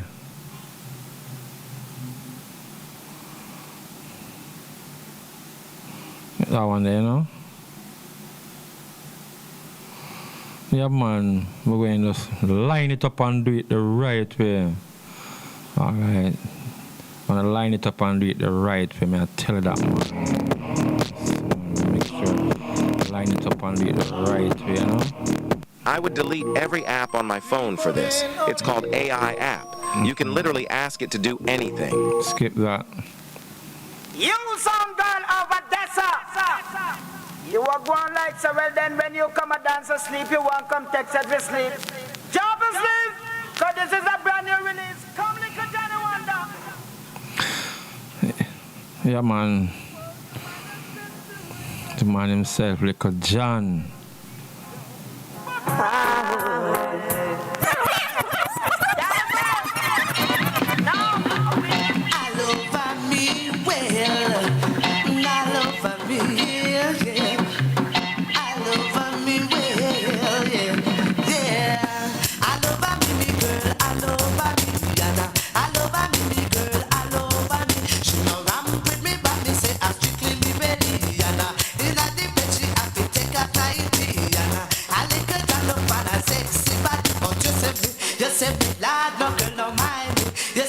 Yeah, man, I want from back in the days, even know Paul Little John. Yes, lad, no girl no mind me. If a girl try that, she would have take me hungry. And sell a buffet, she would have sell a TV. And go patching it, she have to pray to me. I say, well, Little John, you in a car, digga. So fling your foot, every man say fling your foot, fling your foot, fling your foot. Every man say fling your foot, take them. Fling out your foot and show your Patrick you win. The cut up is lad, it had the in thing. And your hairstyle expensive and dear. Your look could appear at clothes you wear. Got Little John want the girl and take it, come take it. All over me the girl, all over me. And all over me, me girl, all over me. She no ramp with me, but me say I'm strictly me belly. And in a the bed she have to take a flight. And me just a look at her sexy body. And me just me no girl can't mind me. You say me no girl can't mind me. If a girl try that, she coulda take me hungry and sell a buffet, she coulda sell a TV and go pan and she have it bring to me. I said, well, little John, you win a category. Oh well, you win a category. Category.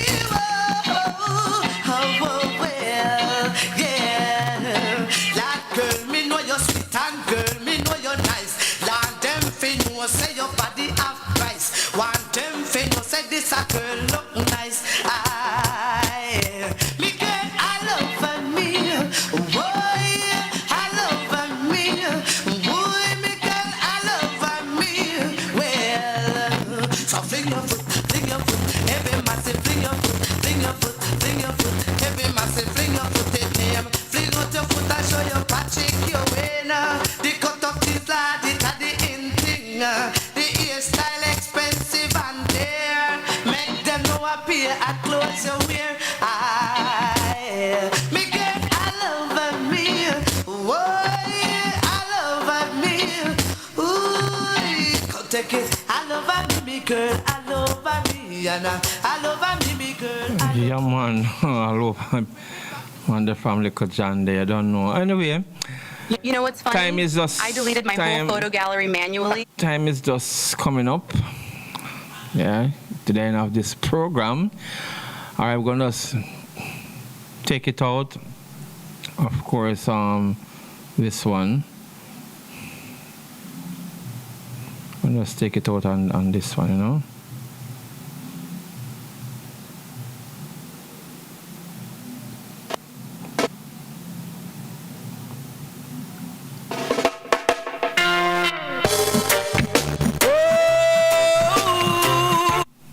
No, not this one. Alright, this one is going to take us out of the program, and then we, of course, coming up is the Big People Business, of course, Dr. Paul Wright and Well Suitor for this weekend's program of Came and a Spark. Okay. I'm going to use this one, of course, from DJ Spice Band to take us out. Okay. Me tell you,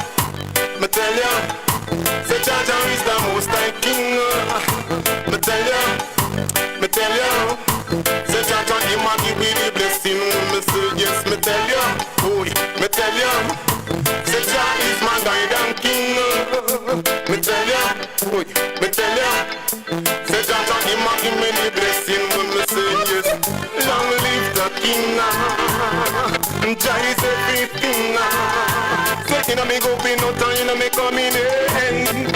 Jah will be there guiding. When me say yes, long live the king. Jah is everything. Say inna me go be no time, inna me come in end. Jah will be there guiding.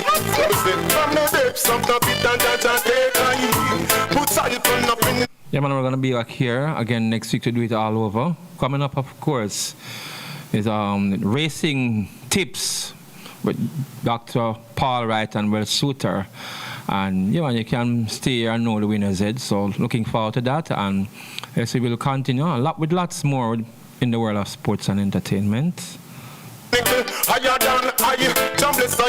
Even higher than the dirt, and so on you're free. Babylon not sell some fine, and a free Babylon and them a sell pure life. Gun jokes and concubine them glorify, but tell them Rasta not a.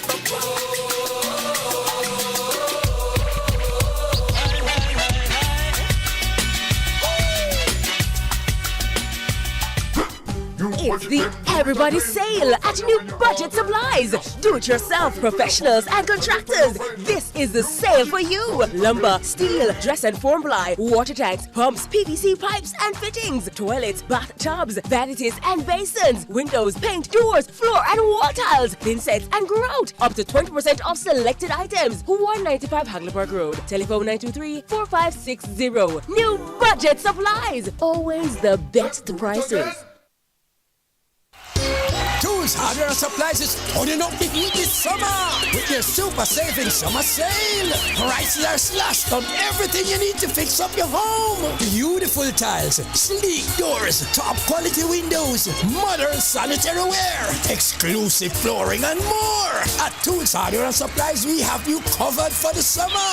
So come visit us at 279 Spanish Town Road, 4 South Camp Road, 8 Red Hills Road, or online at toolsja.com. Tools! The Lion King of Hardware.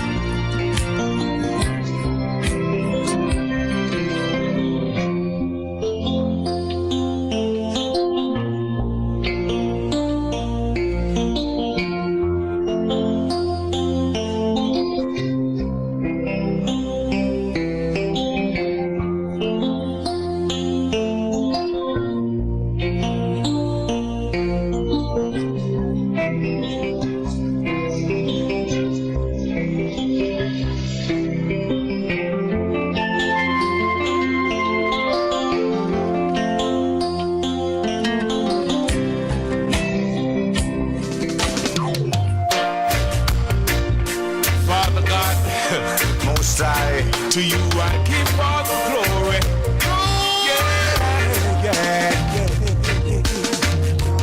Be not dismayed, whatever betide, God will take care of you. Hear that?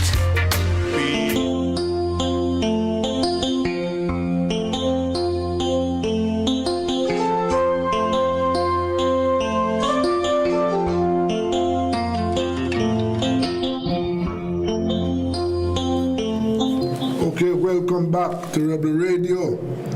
You know it's time for big people's business. Now hand you over to Dr. Paul Wright, trainer, well suitor. Take it away, gentlemen. Thank you very much, Desmond. It's Rebel Radio and Racing Business on a Friday afternoon at 5:30 p.m. 10 races on tap tomorrow, and we honor the champions. 9 of the 10 races will be in honor of the champions. One of the races will be the chairman's trophy, the 9th of 10, and we will be saying, well done to the best of the best. We have with us the master trainer, well suitor. He gave us on Wednesday 11-1 winner, General Chief, and it is important to write down everything he says. Listen to him carefully, because we will make you rich.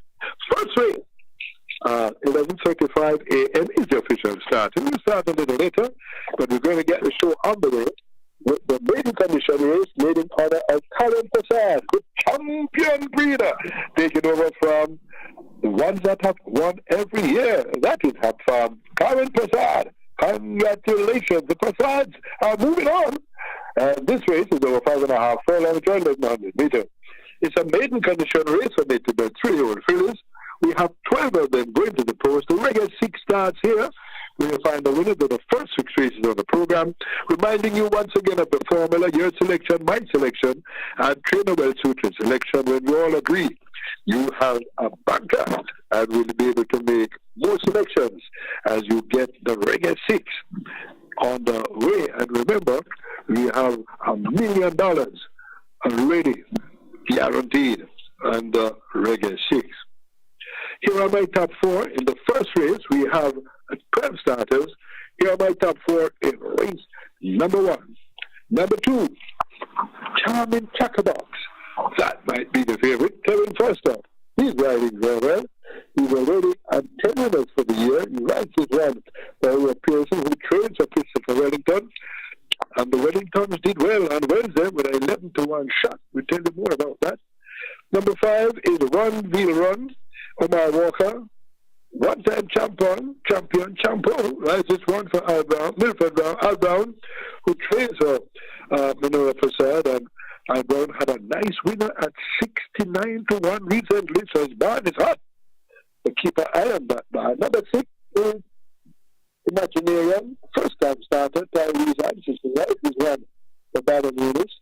He trains for Nigel Fisher, and he has asked the apprentice to sit 3 of 57, which is important. And number 9, that is Gulfstream Cat. Experience, Emilia McLean had a good speed with young apprentice, shooting 3 of 54 to go at 51 for Carl Anderson, owner, trainer, breeder of Gulfstream Cat. 2, 5, 6, and 9, I believe that in the first race. Number 2, Carmen Chatterbox will give Chatterbox. Kevin Foster, race number 11. It's dead good today, but Robert Pearson, any winners enclosure for the second time this year. Number 2 in the first, Well Shooter. What say you? Yes, they are good first-time starters, number 2 and number 6. I'm sure themselves that exercise. But number 9 have the experience, and it's from 57 kilo with journalists down a little more. It should have a very good race. I'm going to go 6-2-9 for me. 6-2-9 for Red Shooter in this one, and he likes Imaginarium with the young apprentice in the saddle for Anthony Baban-Yunis. The second race of the program is named in honor of Kobe Anthony, the champion groom for 2025, and I hope he gets a good applause when he goes out there. This race is for the 3-year-olds and up, claiming $800 to $1 million, the big claimers, and they go 6 furlongs at 1,200 meters. Only 8 are declared here, and we have the catch line where you find the winners of the next 9 races. You know the formula with a carryover there of $1.3 million waiting to be won. And here are my top 4 in race number 2. Number 2, Sash 1. That from Kenya then. Radish Roman rode this one the last time. Went off at 2-1, but only finished, I think it's mildly over 5 furlongs straight. Going a little longer this time. Shoot. This one. So look at this one to run a good race. Number 3 is Easy Peasy, runs regularly, change barns regularly. Kevin Foster in his saddle this time. He has stuck with this one, and he rides this one for Ryan Darley, owner trainer of Easy Peasy. Number 4 is Natural Dancer, Shaheem Gordon, skipping 3 to go with the Sweetie Man, who owns and trains this one. And on the outside, number 5, Justin Big Time, with Emilia McLean, good apprentice this, riding for Alden Francis, who trained for Mr. Sapp. 2, 3, 4, and 5, I'm sticking with the 2s. Sash 1 with Radish Roman, having a little bad period now, but he should be back in the winner's enclosure tomorrow with Sash on.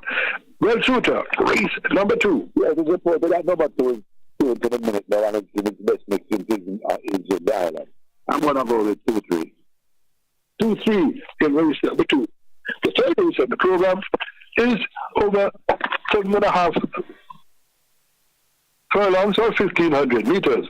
Restricted allowance 5 for native at 5 years and up, 4 years and up, non-winners of 2, and they go a journey of 7.5 furlongs. 8 horses are declared, and we have the pace spot 8 starting here, and you might remember the pace spot 8. The pace spot 8, you have to find the first two, so even though you have to make them, they finish third and pay a dividend, it will not count in the pace spot 8. So, remember that in the pace spot 8, we have 8 declared here in the second one. Here are my top 4 in race number 3 tomorrow. Number 1, Nebuchadnezzar. Finishing fast over the straight 5 some time ago at a very good price, and I remember when Shooter gave us the winner that day, exactly was $8,000 with Jan Soku. Roman is in the saddle, and he went in the saddle over 5 furlongs. He's going 7.5, so look for this one to run a big race tomorrow. Number 2 is Kuzmi with Giovanni Patterson. Nice approach, nice jockey, but not getting the rides he can. He rides this one for Anthony Nunes, so look for Anthony to clearing out the ones for this one. Number 4 is Jody's Fun, Anthony Thomas, and World Shooter. A nice winner the last time at 91, and Welsh has gone for the visiting champion, Anthony Nunes. And we have also in this one, make a close note of number 8, Uncle Harry, with Ryan Lewis, one-time champion, riding for Oral Hayden, owner trainer of this one. Oral Hayden horses seem to be coming back in some form. 1, 2, 8, and 9. The races of Team Nebuchadnezzar and Jody's Fund. I'm going with Nebuchadnezzar with the Sneaky Fox to get the better of this field in race number 3. Well, Suter, race 3. What say you? Well, I'm paper, Nebuchadnezzar look as the winner. Be the court in the race. And Jody's Fund the filly. But I'll turn that around. Jody's Fund 100 and very good. And it's right footed now. 4-1 for me. You're going to be 1, 8 and 1? 1 and 4-1. 4-1 in this one for me, and he is confident with Anthony Towers in the saddle. 4th race on the program is a restricted allowance 3 for right near the bed 5 years and up, not winners of 4. So they go 7 furlongs or 1,400 meters. Another 8 field, 8 horses in this one. Early 5 stars starts here, the winner of the next 5 races on the program. Double exact equivalent, trifecta, superfecta, no high 5, but here are my top 4 in race number 4. So let's start with number 3, Hickory Slim. Eric Horton, 4-kilo claimer, that is competent. He rides this one for Donovan Phillips, coming back from a long race, but Donovan can get these horses to run when they come back from a liquor race. So look for Hickory Slim in race number 3 to run a good race. Number 6 is this one, turning the page quickly. Both pages turned together a while ago. The 6th is Blue Sensation with Shaheen Gordon and Peter John Persad. Peter John is hot. 3 winners on a Wednesday. So look out for his horses to run very well. Number 7 is Design Beaver with DeMar Williams, the champion apprentice. We have a race named after him.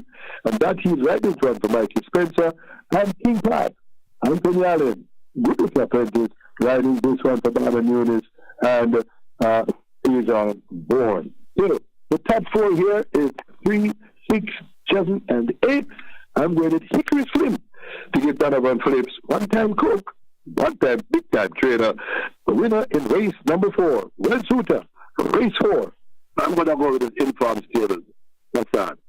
6, 8 for me. 6 and 8 in this one, and Petard had a nice tripper. His horses, when they come over a period of time. So stick with this one as well. She's given us number 6 in race number 4, and that is Blue Sensation. The 5th race on the program is for 5 years and up, optional payment here, $200,000 only. 5 furlongs round or 1,000 meters round. 13 horses has been declared. 13 horses will be going to the post, and we're going to be looking around now to see if we hear of any late non-starters. And we have a late non-starter in race number 5. Number 2, JJ the Striker. The mounted Ryan Lewis will not be going tomorrow. Take out number 2, JJ the Striker in the 5th. So we have 12 left going to the post, and we have all the best opportunities. Double exact, Quinella, trifecta, superfecta, high 5, and that lucrative rolling triple. Keep remembering that rolling triple. In race number 5, here are my top 4. Number 7, tapping in, the favorite, Anthony Thomas. in the saddle there for Barry Dawes, and he didn't do so well with his favorites on Wednesday, but he'll do better today because I hear he's only here for 2 race days. So keep an eye. I'm tapping in race number 5. Number 11, Blue Precision, Wayne Dawkins, the most improved jockey at the park, riding for Mikey Marlowe. Number 12 is staying with Richard Henry, good apprentice, riding for Oral Hayden. And number 13, Storm Boy, with Ramon Pierre for Courtney Williams, who owns and trains this one. 7, 11, 12, and 13. I'm sticking with the favorite in this one. I think this one is a superior of this group of 200,000 favors tapping in for me in race number 5. Well, Suter, what say you? Yes, tapping in the favorite on paper. You should get this one done easy. Number 10, JJ Warrior will lead definitely. But there's a lively author in this race. Number 8, Prince Daniel, looking very good in the mark stance. Prince Daniel can upset them. So don't leave. With Jermaine Lewis in the side of Jermaine 54. Our 54 will give the 50 kilo, so you know he will be very light. And make a note of that. Prince Daniel in race number 5. It's an exceedingly good price, and that one should be able to bring you some cash if it comes in. The 6th race is the outsider handicap. This race over 7 furlongs or 1,400 meters. A maiden condition race on it about 4 years and up. We have 12 of them going to the post, and the late 5-star starts here. All the bet opportunities are available, including the lucrative rolling triple. Here are my top 4 in race number 6. Number 5, Great Magnum, Richard Henry, in the saddle for Ray Phillips. Number 7, Prince Zayden, Chris Mandine, one-time champion. He rides this one for Louis Richards, who owns and trains this one. Louis Richards always brings his horses ready to run when they come out. So look at this one as a nice price in race number 6. Number 9 is Reportable Offense, the favorite, with Anthony Thomas. He's getting some good rides tomorrow, this time for Stephen Todd. And number 10, and that is a Dixie Fire with Kevin Foster for Fitzgerald Williams, who trains for New Blue Limited in this one. 5, 7, 9, and 10. The race is between number 7, Prince Zayden, and Reportable Offense. Anthony Thomas has the upper hand here, and I'm going to number 9 to get the better of number 7. Race number 6, World Shooter, race 6. This is a funny race. It's race 6 on that they made a race. I don't know if the other race that they're hard to select winners. Number 5 is really a good horse. Ran well on last and bled. They should get the better at that now. Number 7 ran very well on last 2. Reporter Offense has run a good race, but has run more bad races than good ones. But there's a first time start in number 12, Treasure Isles, who's moving like a well-oiled machine. So I think it's 5-12. 5-12. 5-12 in this one, and notice Everton Miller. But Miller, that's in the saddle for this one, and he rides this one for Fernando Geddes, or part owner of this one. This combination can be awesome. Fernando Geddes and Killer Miller. 5-12, the forward shooter in race number 6, the outsider handicap. The 7th race in the program is over 5 furlongs straight, or 1,000 meters straight. For restricted 5, for me to bet 5 euros and up, non-winners of 2, we have 9 horses going to the post. Let's strike 4 starts here. We'll find a winner of the last 4 races on the program. Here are my top 4 in race number 7. Number 2, Speed on Wheels, Kevin Foster, teaming up there with Matthew Williams. Number 5, and that is Belize Agree. They tell me that's going to be the favorite. Belize Agree with Country Francis. He's having a lean time. In the time, he rides this one for Patrick Lynch, Wacky Lynch in this one. Number 6 is Oh My Gosh with Dinar Williams, champion apprentice, riding for Ryan Darby. And number 8 is Rapida, Oh My Simpson, in the saddle there for Ralda Chin. I remember Ralda Chin when he was a top groom over by Norman Palmer. A trainer in his own right, and has already had 2 wins already this year from only 14 starts. So, in race number 7, my top 4 here are 2, 5, 6, and 8. And I'm going with Belize Agree, the favorite, to get home with this one with Country Francis, back in the winner's enclosure. One time we haven't seen him there, but we welcome him back in the winner's enclosure in race number 7. Well, Suter, race 7. It's a 5 hour something. I looked a bit even on the favorite. But number 4, Ablom, is not exercise. He's browsing around in the morning, going to see, and he's in 5 weeks. I'm going to go with 4-5. 4-5 in this one for Red Suter. 4-5 has changed stables recently, and let me see if we can give you a clip of who is now traded 4-5. Howard McLeod, because I remember this one was over at 10th and Chunk for some time, but this one looks a good one. 4-5 for Red Suter. The 8th race on the program is the Chairman's Trophy. Graded stakes, open allowance horses, will go 7.5 furlongs or 1,500 meters. Only 6 of them will be going to the post, but it is worth the trip to the track to see these nice horses, good horses, running 7.5 furlongs. Here are my top 3 in race number 8. Number 1, Barnaby. What a nice win the last time. Came on the outside and just came home the last time. Number 3 is interesting times ahead, due for a good run, and this young apprentice going at 50 kilos overweight, which is interesting, but should still run well in the race number 8. And number is going to give Barnaby a big run for his money. 1, Barnaby, 4, I'm going to Barnaby in race number 8. It will be Well Suter. I think this headline, if Fox are going from, it will hard to catch, but go that extra furlong. The race will run right back to number 5, Gervano. Gervano for me. Gervano to get the better of Pat Play and Barnaby coming from off the pace. The 9th race on the program is in honor of Ride All Day, the horse of the year for 2025. What a horse. What a good run in the big race where we had a visiting jockey. 5 furlongs straight, 1,000 meters straight. This is for a claiming group at 1.2 to 1.5 million. We have 8 of them going to the post. Here are my top 4 in the 9th and penultimate. Number 4, Emperor of the Cats. The Sneaky Fox. He likes to win these races. He rides this one for Oral Hayden. Interesting selection, that. Number 5, Prince Saman. Hardball Halloween and Jace DaCosta. Jace DaCosta gives him the good ones because this one can fly. Number 6 is James with the Beta Harvey. James doesn't know how to run a bad race. And number 8, Fly Blue Jet, runs regularly. And number pair has it here now for Dennis Lee. So it is 4, 5, 6, and 8.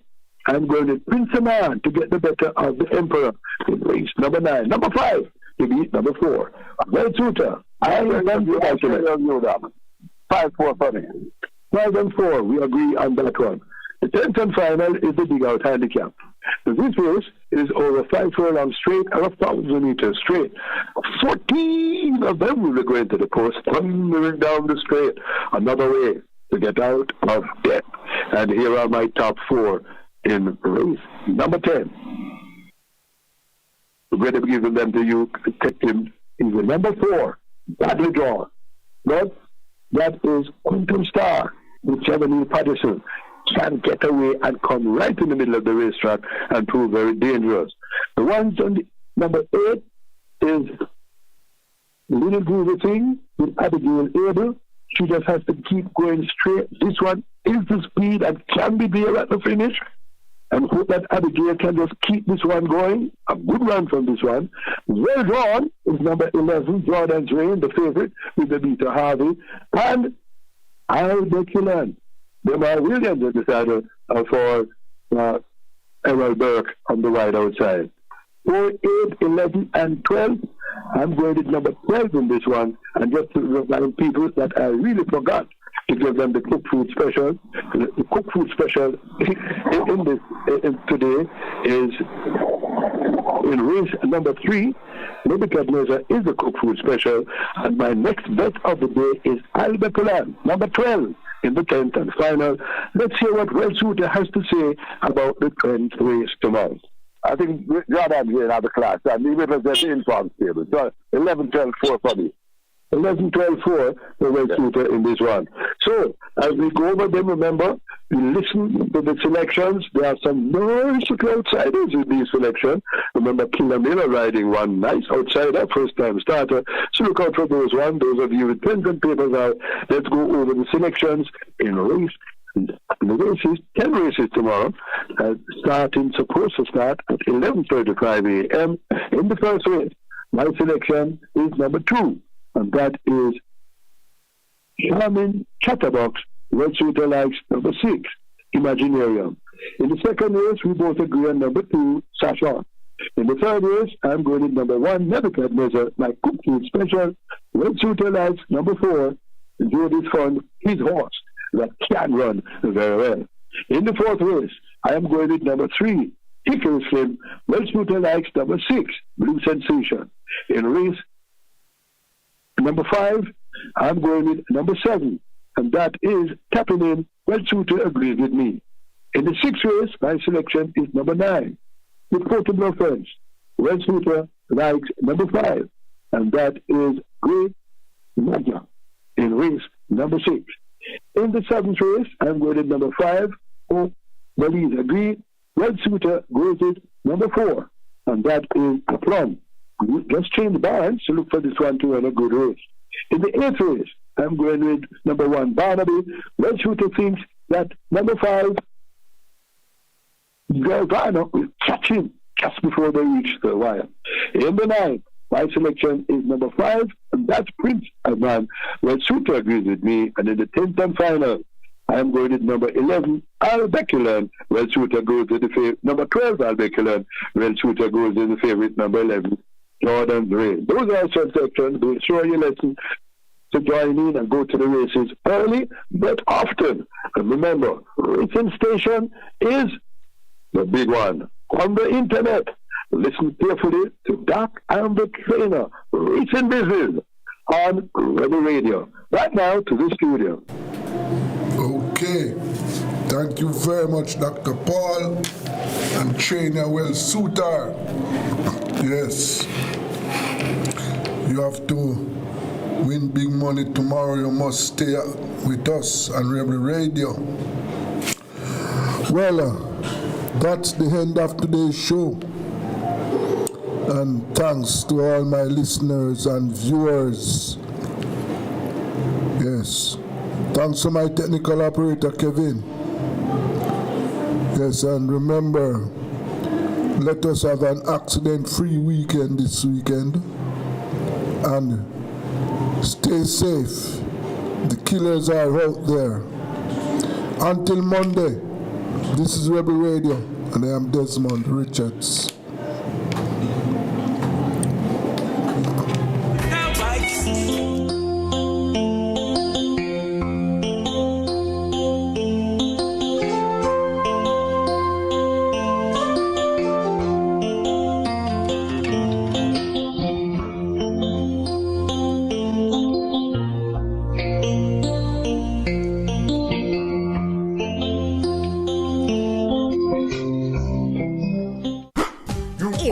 Everybody sale at New Budget Supplies. Do-it-yourself professionals and contractors. This is the sale for you. Lumber, steel, dress and form ply, water tanks, pumps, PVC pipes and fittings, toilets, bathtubs, vanities and basins, windows, paint, doors, floor and wall tiles, thin sets and grout. Up to 20% off selected items. 195 Hagleyburg Road. Telephone 923-4560. New Budget Supplies. Always the best prices.